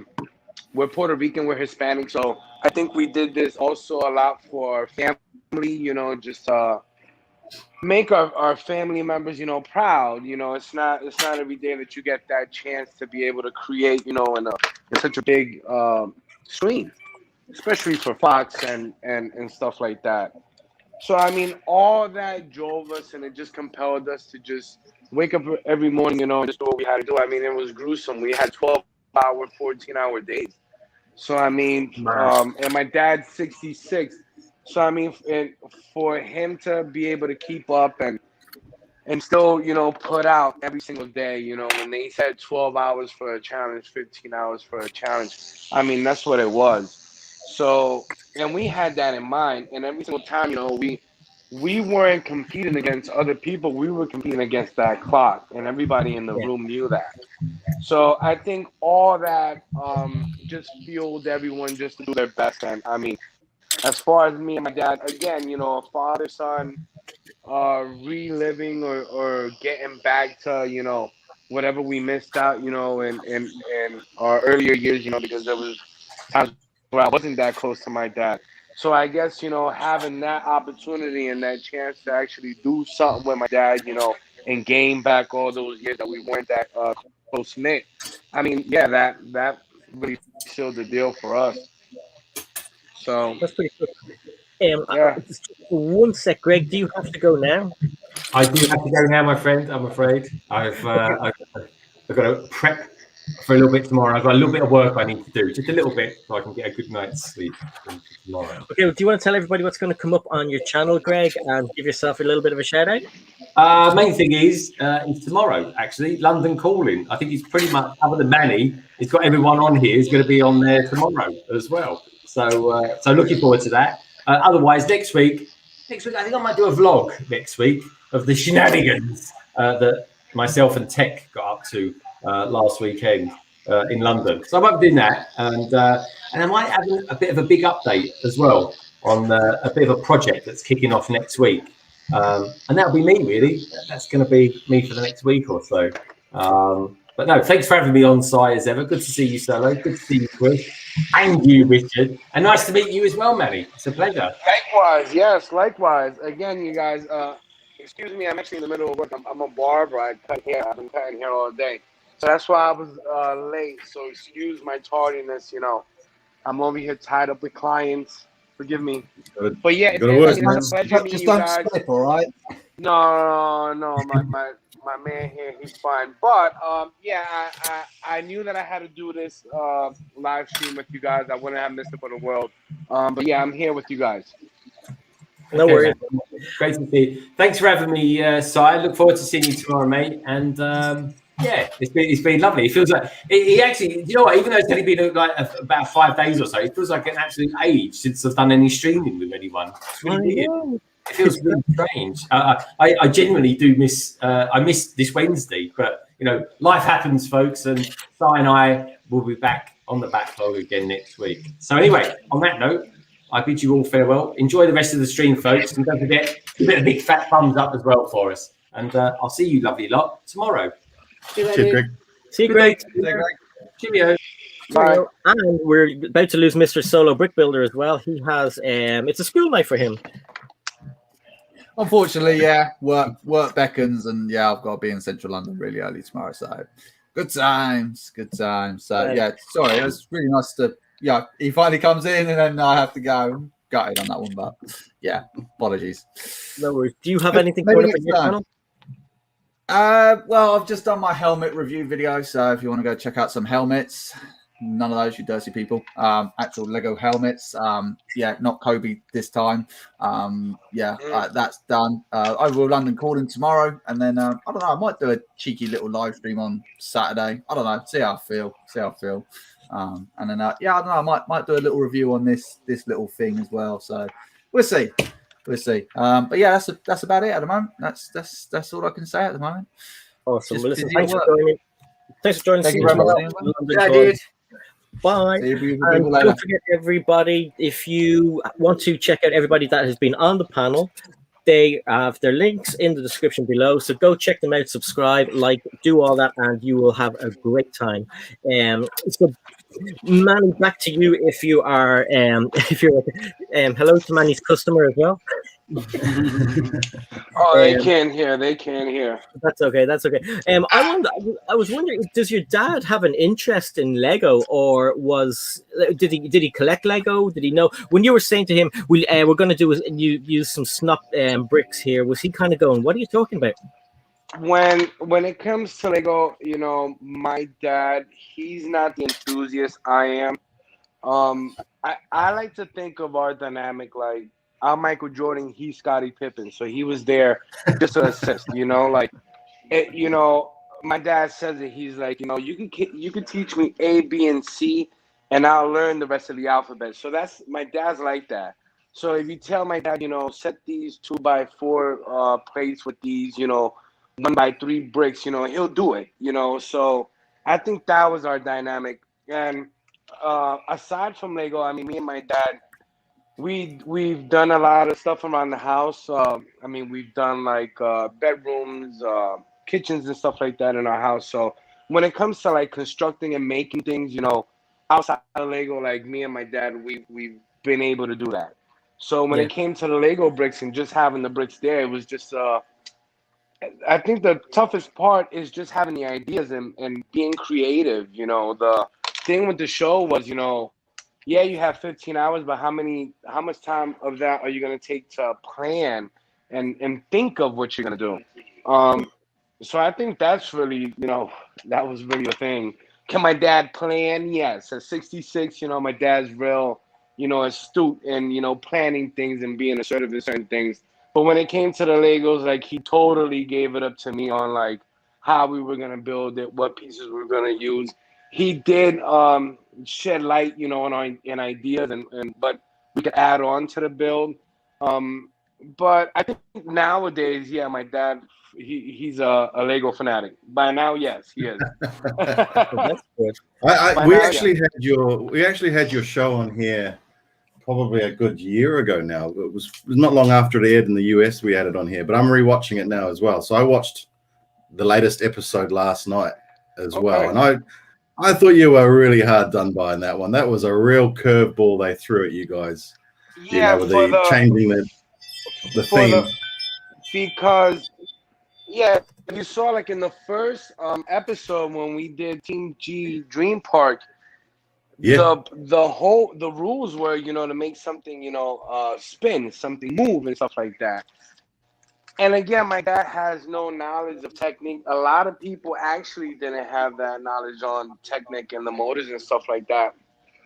But a lot of people noticed that after the first episode, we were striving not to be in the bottom two. We were striving, you know, to go for the golden brick. And I mean, I guess it wasn't meant to be, but the greatest part was that we were able to just participate and we were just able to make it on, you know, a few episodes and just be there and just soak it all up. If we were meant to be Lego Masters, no, but our Lego Masters in a sense, yes, you know, we participated, we were able to yeah, be there. But yeah, the curveballs and all that stuff, I mean, I guess that was just part of the production. That was just part of, you know, I guess they had also their own internal judges. But I feel as if, Tyler and Amy, I think Tyler, deserve, the title of Lego Masters, Spoiler. Oh, We're only in episode 4 or something. You're okay. He's talking about different people, so sorry. to be honest, I'm so sorry. I won the golden brick. Yeah, yeah. So, I mean, yeah, the show's great. I mean, I'm glad that you guys are enjoying it, and we really, everyone on the show, we all definitely put our all in it. Absolutely. We definitely did that. You guys really brought that family dynamic as well, and I think that was super important. Like you were saying, I think like last night, Richard, when Will gave the phone to Nestor, and he rang his wife, and he was so happy, and it was like, oh my god, that's so sweet and adorable. Yeah, that's what I was gonna get to. My mom was actually able to participate. She called in the whole time. If you notice, I was building. I'm over here like, get off the phone, Dad. Keep building. We're on the time, But they did that, to shed light that we are very family oriented. Oh my God, my dad's second favorite pastime is being with my mom. He's a truck driver, retired truck driver. So that's really his thing. And my parents just actually celebrated 50 years being married. So. Awesome, man. Awesome. And Manny, what did your friends and family think when you decided to go on to Lego Masters? Did they know about your Lego love? Yeah. Oh, yeah. It wasn't no secret. I mean, I have a Lego tattoo. I have a watch. I mean, everyone knows that I'm a Lego fanatic. So that wasn't no secret. All my clients, know that I love Lego. What's going on, brother? So, yeah, no secret here. I mean, everyone knows I do Lego. The minute they see my watch, they're like, oh, my God, that's a cool watch. I'm like, yes, I know. I'm a Lego fan. Show us your watch, if you can. We put it onto the big screen. Well, yeah, this is the tattoo here. Oh, look at the bricks as well. Awesome, man. That is so cool. That is awesome. Lego watch, yeah. I need to get a Lego tattoo, man. Yeah, so for me, it's no secret. Everybody's been known that I was a fanatic for years. Yeah. Awesome, man. Another question. What got you into Lego originally? Did you have a dark age? I know a lot of people talk about having a dark age. I didn't have one, but did you? And what got you into Lego? I did. I think the very first Lego set was the 1986-87 Castle, the one that Lego introduced for Lego Systems. Yeah. So I remember I was like 4 turning 5. Like any old kid, that gets lost at Kmart, I went into not that one, was it? Aisle, and I saw this box, and I think that's the first thing that captivated me was just the rattling of Lego bricks and was it that one? I think it was a smaller one. Was it that one? When you said 86, 87, I was like, I had this to hand, funnily enough. Yeah, that could have been it. And just like that, that's how it started. I was 4 or 5 years old, and ever since then, my birthday's in December, so naturally, I got my Christmas gift for my birthday gift. So I always got Legos, when it came to end of the year, that's what I always got. Even in my 20s and in my 30s, my mom, she'll get me, something Lego, for throws and giggles. Did I have a dark age? Yes, I did. When I turned 18 and I went to college, forget it. I didn't want to know about Legos. I mean, I think I had a project one time, and I had a Lego Technique truck from the 90s, and I completely forgot about it. I never went back to the classroom to get it because I was just like too cool for Legos, I guess. But yeah, have I had a dark age in Lego? Yes. Do I regret not going back for that red truck? Yes, because later on now, when I'm 37, I buy the same truck, for $200. So it's like, I should have kept the truck. I hear you, man. I hear you. So I hate to admit that one. I hate to admit that. When we were watching last night, when they threw the curveball, and they gave you fantasy, did you? We saw what happened when you heard fantasy. Did you just misunderstand what they meant by fantasy, or was it the heat, the pressure where you're going, oh my god, they mean fantasy like with dragons and stuff, or what happened? Because I think that's kind of what kind of. I'll tell you exactly what happened. I mean, they gave us 10 hours to do the Western theme. And, you know, that was a matter of running and picking, you know, a popcorn and choosing that theme, you know, that genre. So not only once, but twice that we picked that Western theme. Then what happened? They gave us 10 hours to do that. And then they gave us only 5 hours to do the switch, you know, to mix the genres up. So me and my dad, you know, we were thinking a whole bunch of stuff. We were thinking of something to do with, you know, the Native Americans and stuff like that. I'm over here thinking like, wow, we should have done wings on the horses, you know. To think now that we did space and aliens, I don't regret it. You know, I think it was still a great idea, you know. Could we have done something a little bit more fantasy? Yeah, but when it came to like cowboys and aliens, I think that was just great. I think that was a good idea. I think it was. Yeah. The hindsight's always a wonderful thing, isn't it? Yeah. You know. Yeah. You know? Yeah. Nowadays, I'm like, I should have just done, you know, Pegasus wings on the horses. I should have done, you know, but I'm still happy with the cowboys and aliens. Yeah, me and my dad was happy, and yeah, we gave it our all. I mean, we gave it our all. We didn't want to make a saloon, you know, with you know, Rusty holding guns and stuff like that. We were actually gonna do like a fruit bar, and he was gonna be holding like apples and bananas and stuff like that. So I mean, throughout the whole process, everything changes, you know, and I mean, it is what it is. We were happy with the time that was given. We were happy with what we did. Absolutely. Oh, it was an awesome model, man. It was an awesome model.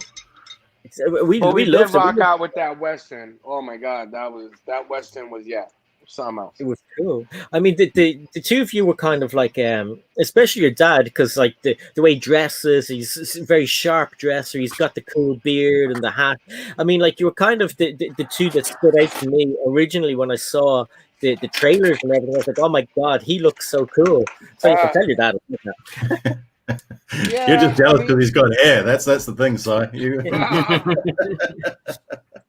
Yeah, my dad, you know, truck driver for like 20-something years. You know, he's just that guy. You know, he's been at a couple truck stops. You know, hung out with a few people. Yeah, my dad's pretty cool dude. Down to earth, man. Down to earth. You guys come across down to earth. That's the main thing. You know? And tell me, what was life like after Legomasters? What do you do stuff like builds for anybody, and tell us a little bit about your Instagram account too. After Legomasters, let's see, I naturally just came back to work. You know, I have my own hair shop here in PA, and again, my dad, he was retired at the time.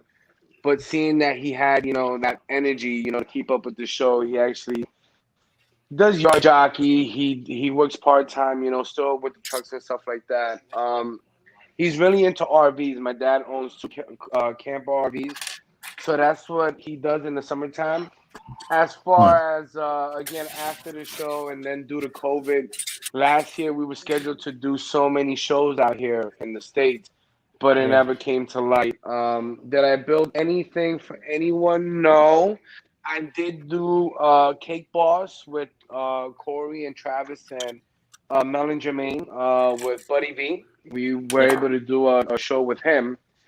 And as far as anything else, I mean, you can see challenges and builds that I've done on my account, Viva Lego on Instagram. I mean, you can catch all my monthly builds, all the stuff that I buy, you know, throughout the month and stuff like that. You can catch it all on my Instagram. And Manny's Instagram is actually linked in the description, so do check him out. He's got a really good account, and so I mean that's pretty cool. If you guys were closer, I would tell you, I'll give you my number and my address. I'll be giving you guys haircuts and trimming you up, but unfortunately, we can't give you much business, man. Same. I mean, same. You can see me, but I'll leave you clean. I'll leave you guys, you know. Fair call, man. That'd be pretty cool, and maybe a face shave as well. Yeah, I do those. Oh yeah. I mean, for the show, I was doing my dad's beard, you know, every single episode. So he'll co-sign. He could co-sign from, you know, my expertise in cutting hair. So what is next Lego wise? Are you going to try and when the COVID thing is over, obviously that is the whole opening for everybody. Everyone's going to be able to go to different kind of conventions and everything. Are you going to try and get into the convention scene and bring anything to that? Yeah, actually, I was talking to Chad, who runs Philly Brick Fest Live. Me again, I'm in Pennsylvania, so I'm about 45 minutes south of Philadelphia. So Philly Brick Fest, I think Chad started this about 7-8 years ago. He's the head director. Spoke to him last weekend. I think we are gonna have the show. So hopefully, yeah, I get myself a table and I get to exhibit some stuff. The plan was to have a Lego Masters panel. I'm not sure if he's gonna have that this year. But as far as me, yeah, I plan on doing some brick shows, some brick fest this year. That's good. Yeah, God willing. Exactly. When we get some money together, right, we're going to definitely have to go over, all of us in Europe, and you come as well, Rich. We're going to have to go. But everyone talks about that particular convention, don't they? Which one? I mean, there's BrickCom in Chicago. Then they have the Brick Fair. The Brick Fairs, they have them everywhere. They have them in New Jersey. I've seen them in Virginia, Alabama. I've seen them in a few states. Which is the kind of one that people have to go to? The one that I've heard is BrickCom. That's the one in Chicago. From what I've heard, that's the biggest Lego convention in the States so far. Right. Yeah. Is it the best, though? Is it what? Would it be the best? The biggest isn't always the best. We were supposed to go to that last year in June, and again, it got canceled. From what I've heard, it is the best. From what I've heard, it's one of the biggest. So then we're going to that one. Yeah, I me personally, again, I haven't been there. I haven't gone to that one. I've been to a certain Brick Fest, but just not that BrickCon. I haven't been to that one yet. So again, God willing, you know, if this whole, you know, pandemic ends and they have a chance to do it, I'll definitely be in attendance. Do you get recognized at these shows or these conventions that you have been able to get along to? How about sorry, say that again. Sorry. I'm saying, do you get recognized? You know, from Lego Masters. Oh, nowadays, no, not so much really, especially when you have a mask on. I do get recognized, you know, like in Lego store in Philly. They like already know who I am and stuff like that. But honestly, not that much. My dad does. I mean, they recognize his beard, and wherever my dad goes, he really gets recognized. Me, not so much. You know, me, I you know, I look like a typical Puerto Rican. You know, I don't look, you know.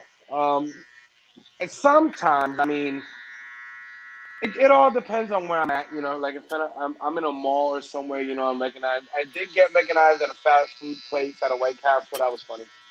But it just depends on where I'm at, fellas. Yeah. Awesome.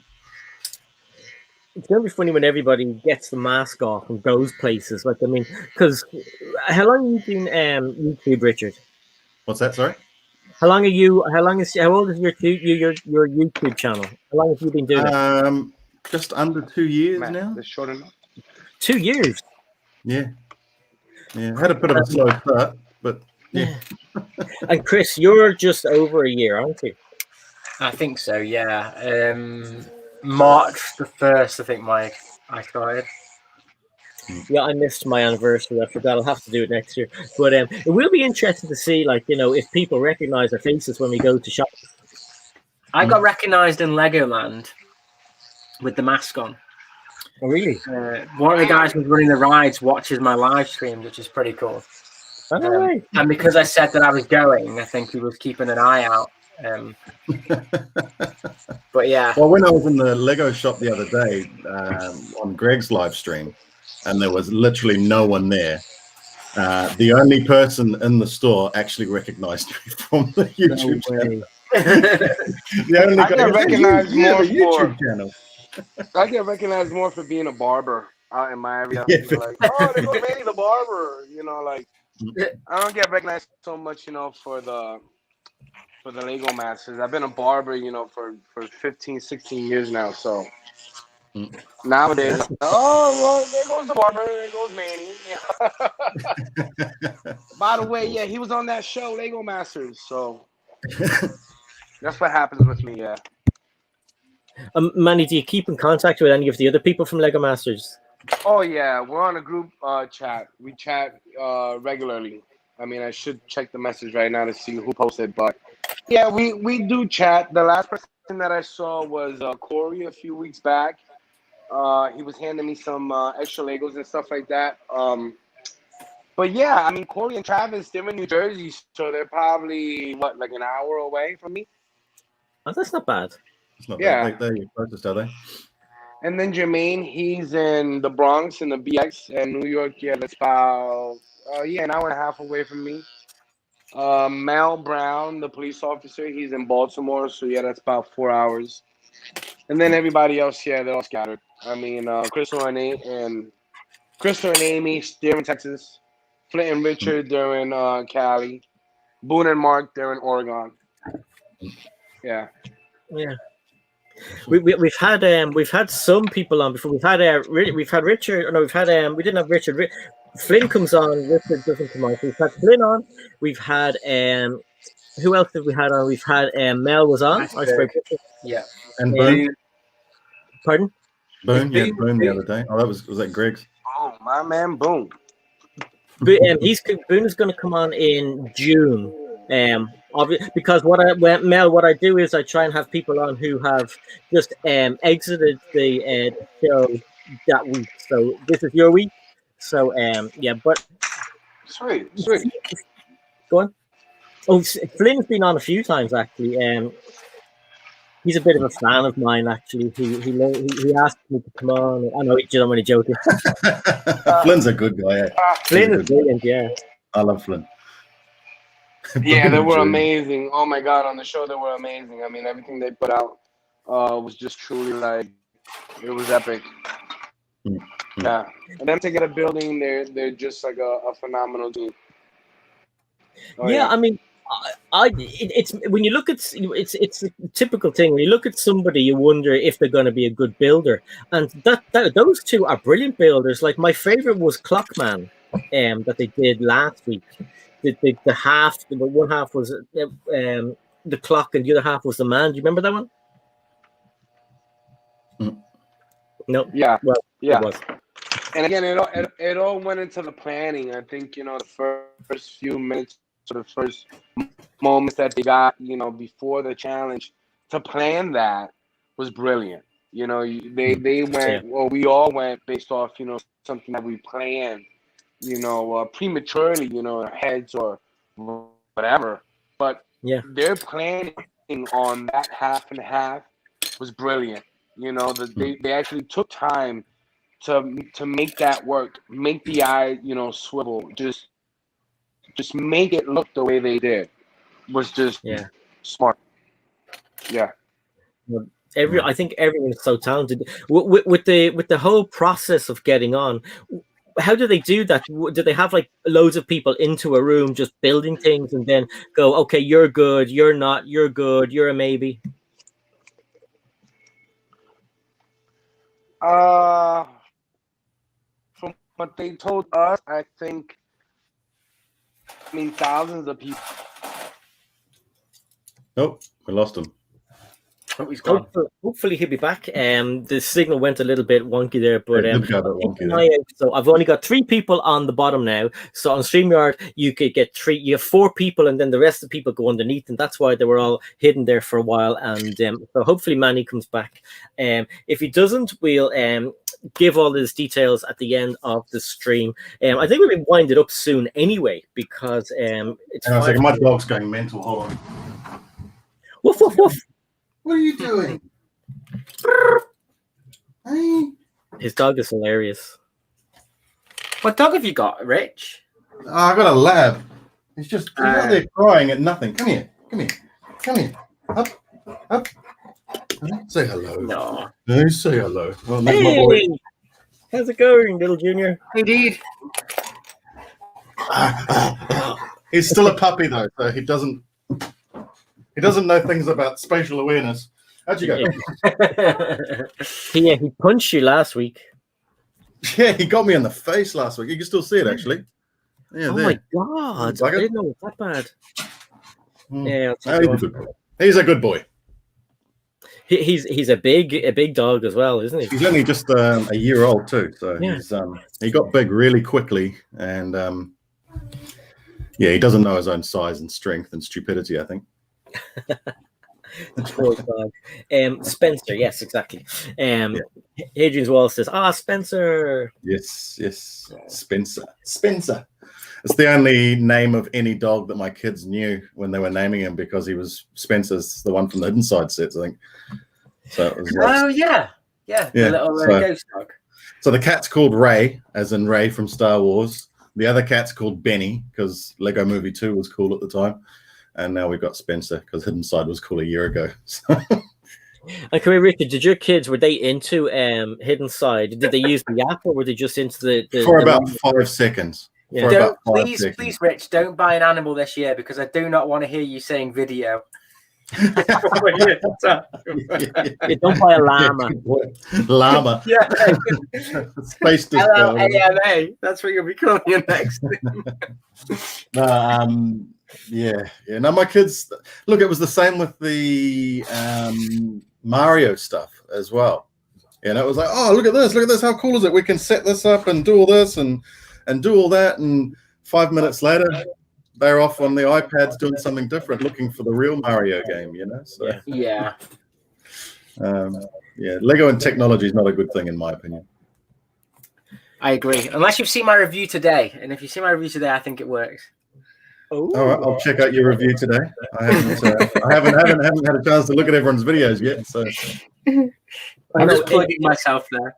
Every few days, I subscribe to more people, and every day I get more notifications of videos and everything else. It's like, so this morning I said, okay, I'm going to watch about 6 or 7 videos while I'm having breakfast, and then Just Too Good puts a half-hour video out, and I was like, oh God, Justin. So I had to watch it ruined your day, doesn't it? Yeah. He was going to all of. It's like Greg's haul videos. As I love Greg to pieces. We all love Greg, but man, I don't know how he can get 26 minutes out of 4 sets. There's no takes. It's just straight through. Like, yeah. I think we need to teach him this thing called editing. I did my whole video like the day before or something like that, and I got through tons of sets in about 7 minutes, and then Greg's one comes out, it's like 26 minutes long. I'm like, okay, I better go get a coffee for this one. I'd be like really yes, we got this one, and but he's like the conversation. I don't know how he does it. It's brilliant. It's admirable. It's totally admirable. So listen, it is 11, guys. We're going to wind it down now, if that's okay with you guys. Absolutely. I should probably get on with some work. I've had some proverbials hit the fan this morning already that I just haven't dealt with yet. So yeah, man. Chris, do you want to go first and tell us about your channel, what's coming up in the next few days, if you know? I don't think I know what's coming up, to be honest. Yeah, what am I doing? You don't plan, do you? No, I don't plan. Can you not tell? I used to plan, and then it's all got a bit hectic recently. I mean, I did get married 2 weeks ago, don't forget. Yeah. I haven't spoken to you since then, so congratulations.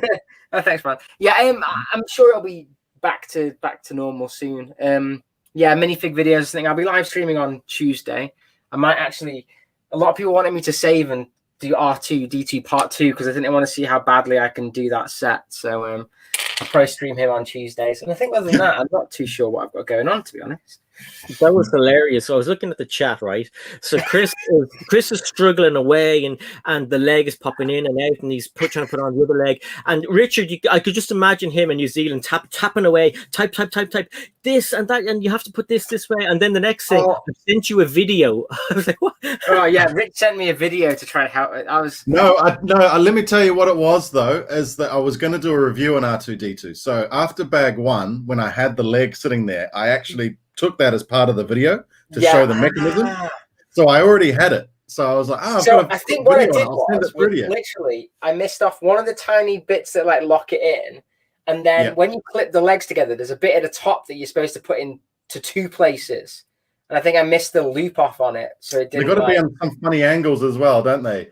Like they can't be like that. They've got to be like all the angles right. I just didn't put it through one of the connector pieces, but I literally took the entire Technic bit apart of R2D2 and started again, which is literally the first 3 bags, which sounds not too bad, but actually it's harder when you got to pull all the Technics apart to then rebuild it again, which is why I ended up doing it.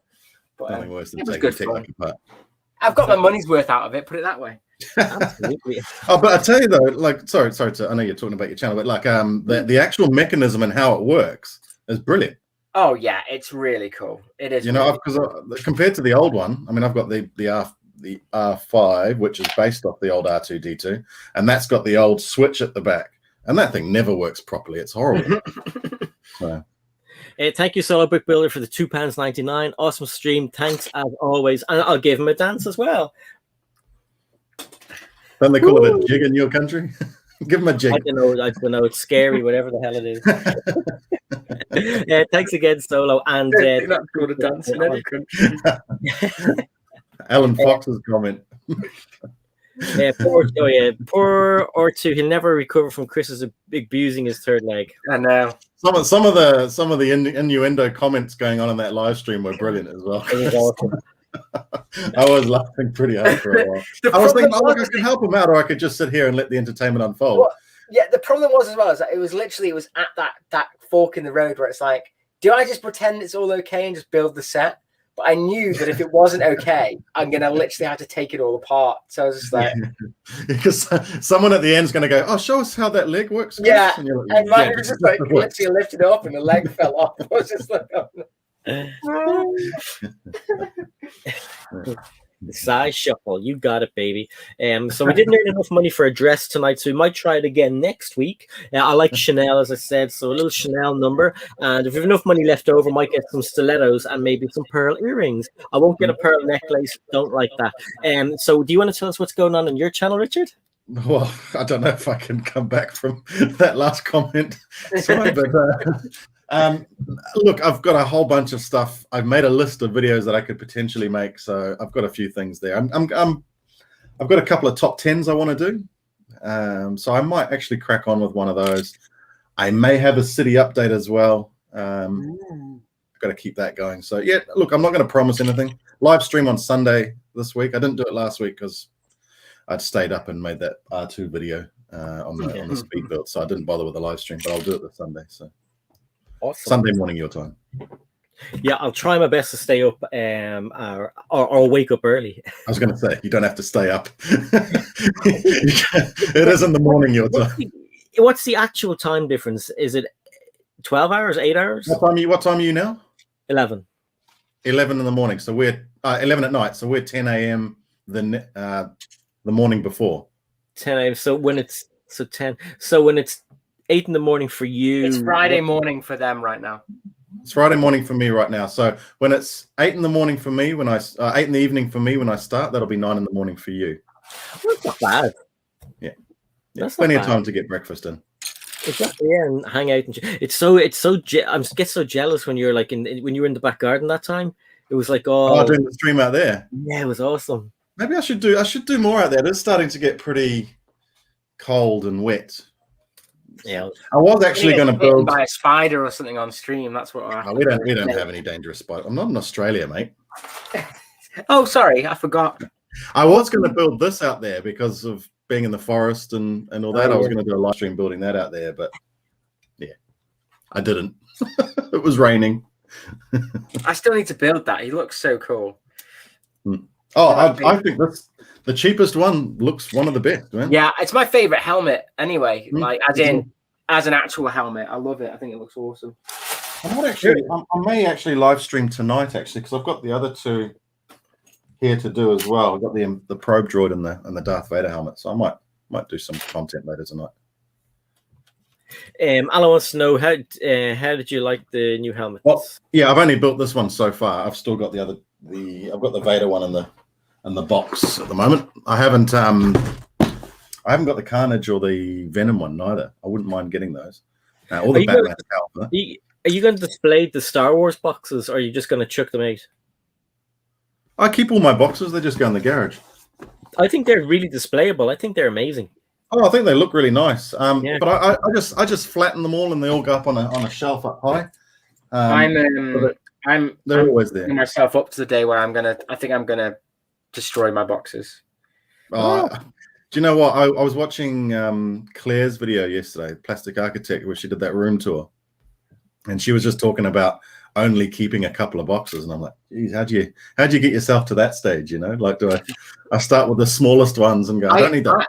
I do get rid of all my boxes that aren't the like special sets, I call it. Okay. So yeah. I had defined special set. So like a UCS set or like a modular building. But the problem is that Lego have been releasing a special set every 2 weeks recently. I know, and the thing is you could even have a small set that is special to you. That you go. Well, this is the problem because now I've started buying retired sets. So, for instance, the sail barge, I would have ripped that up years ago. In fact, I ripped up Jabba's Palace because it was the same.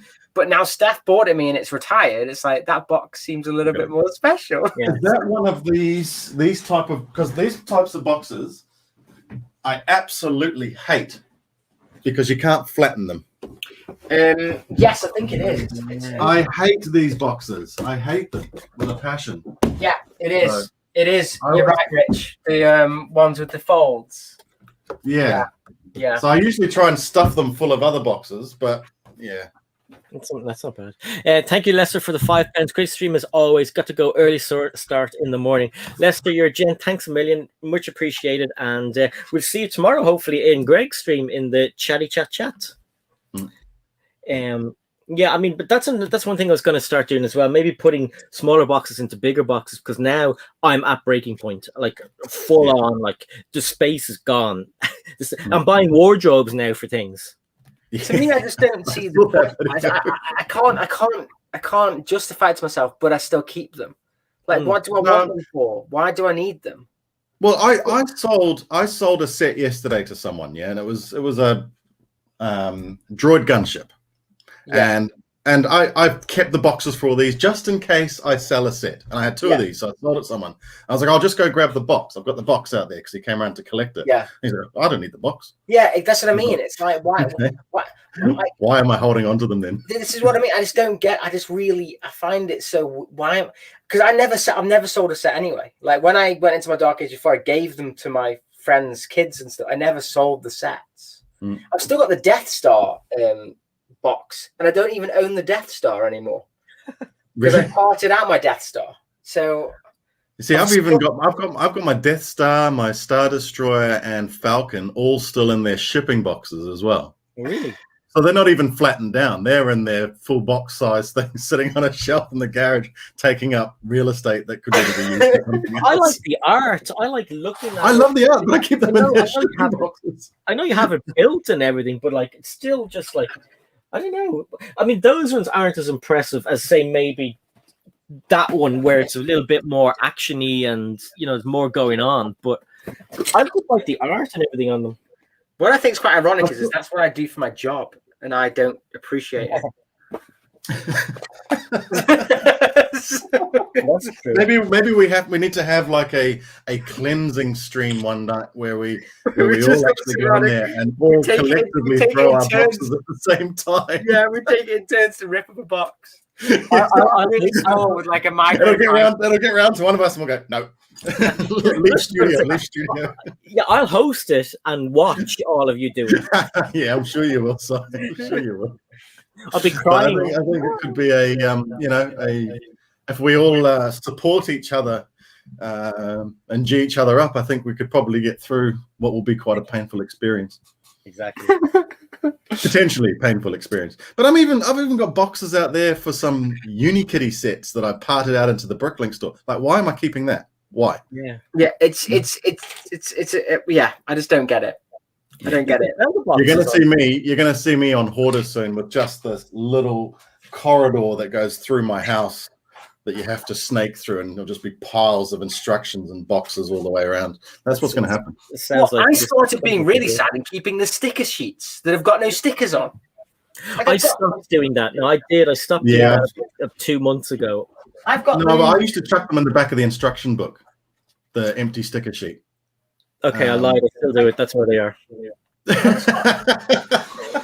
I'm trying to train my brain to do it. You're telling us something that you do halfway there, Si.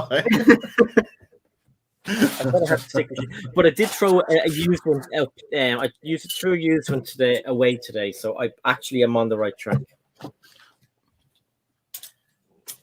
It won't rip. It won't rip. It won't rip. No, I have to keep it now. Look, I've destroyed it. I've destroyed it. I have to throw this one out now. There we go. I have crossed the threshold. It's done.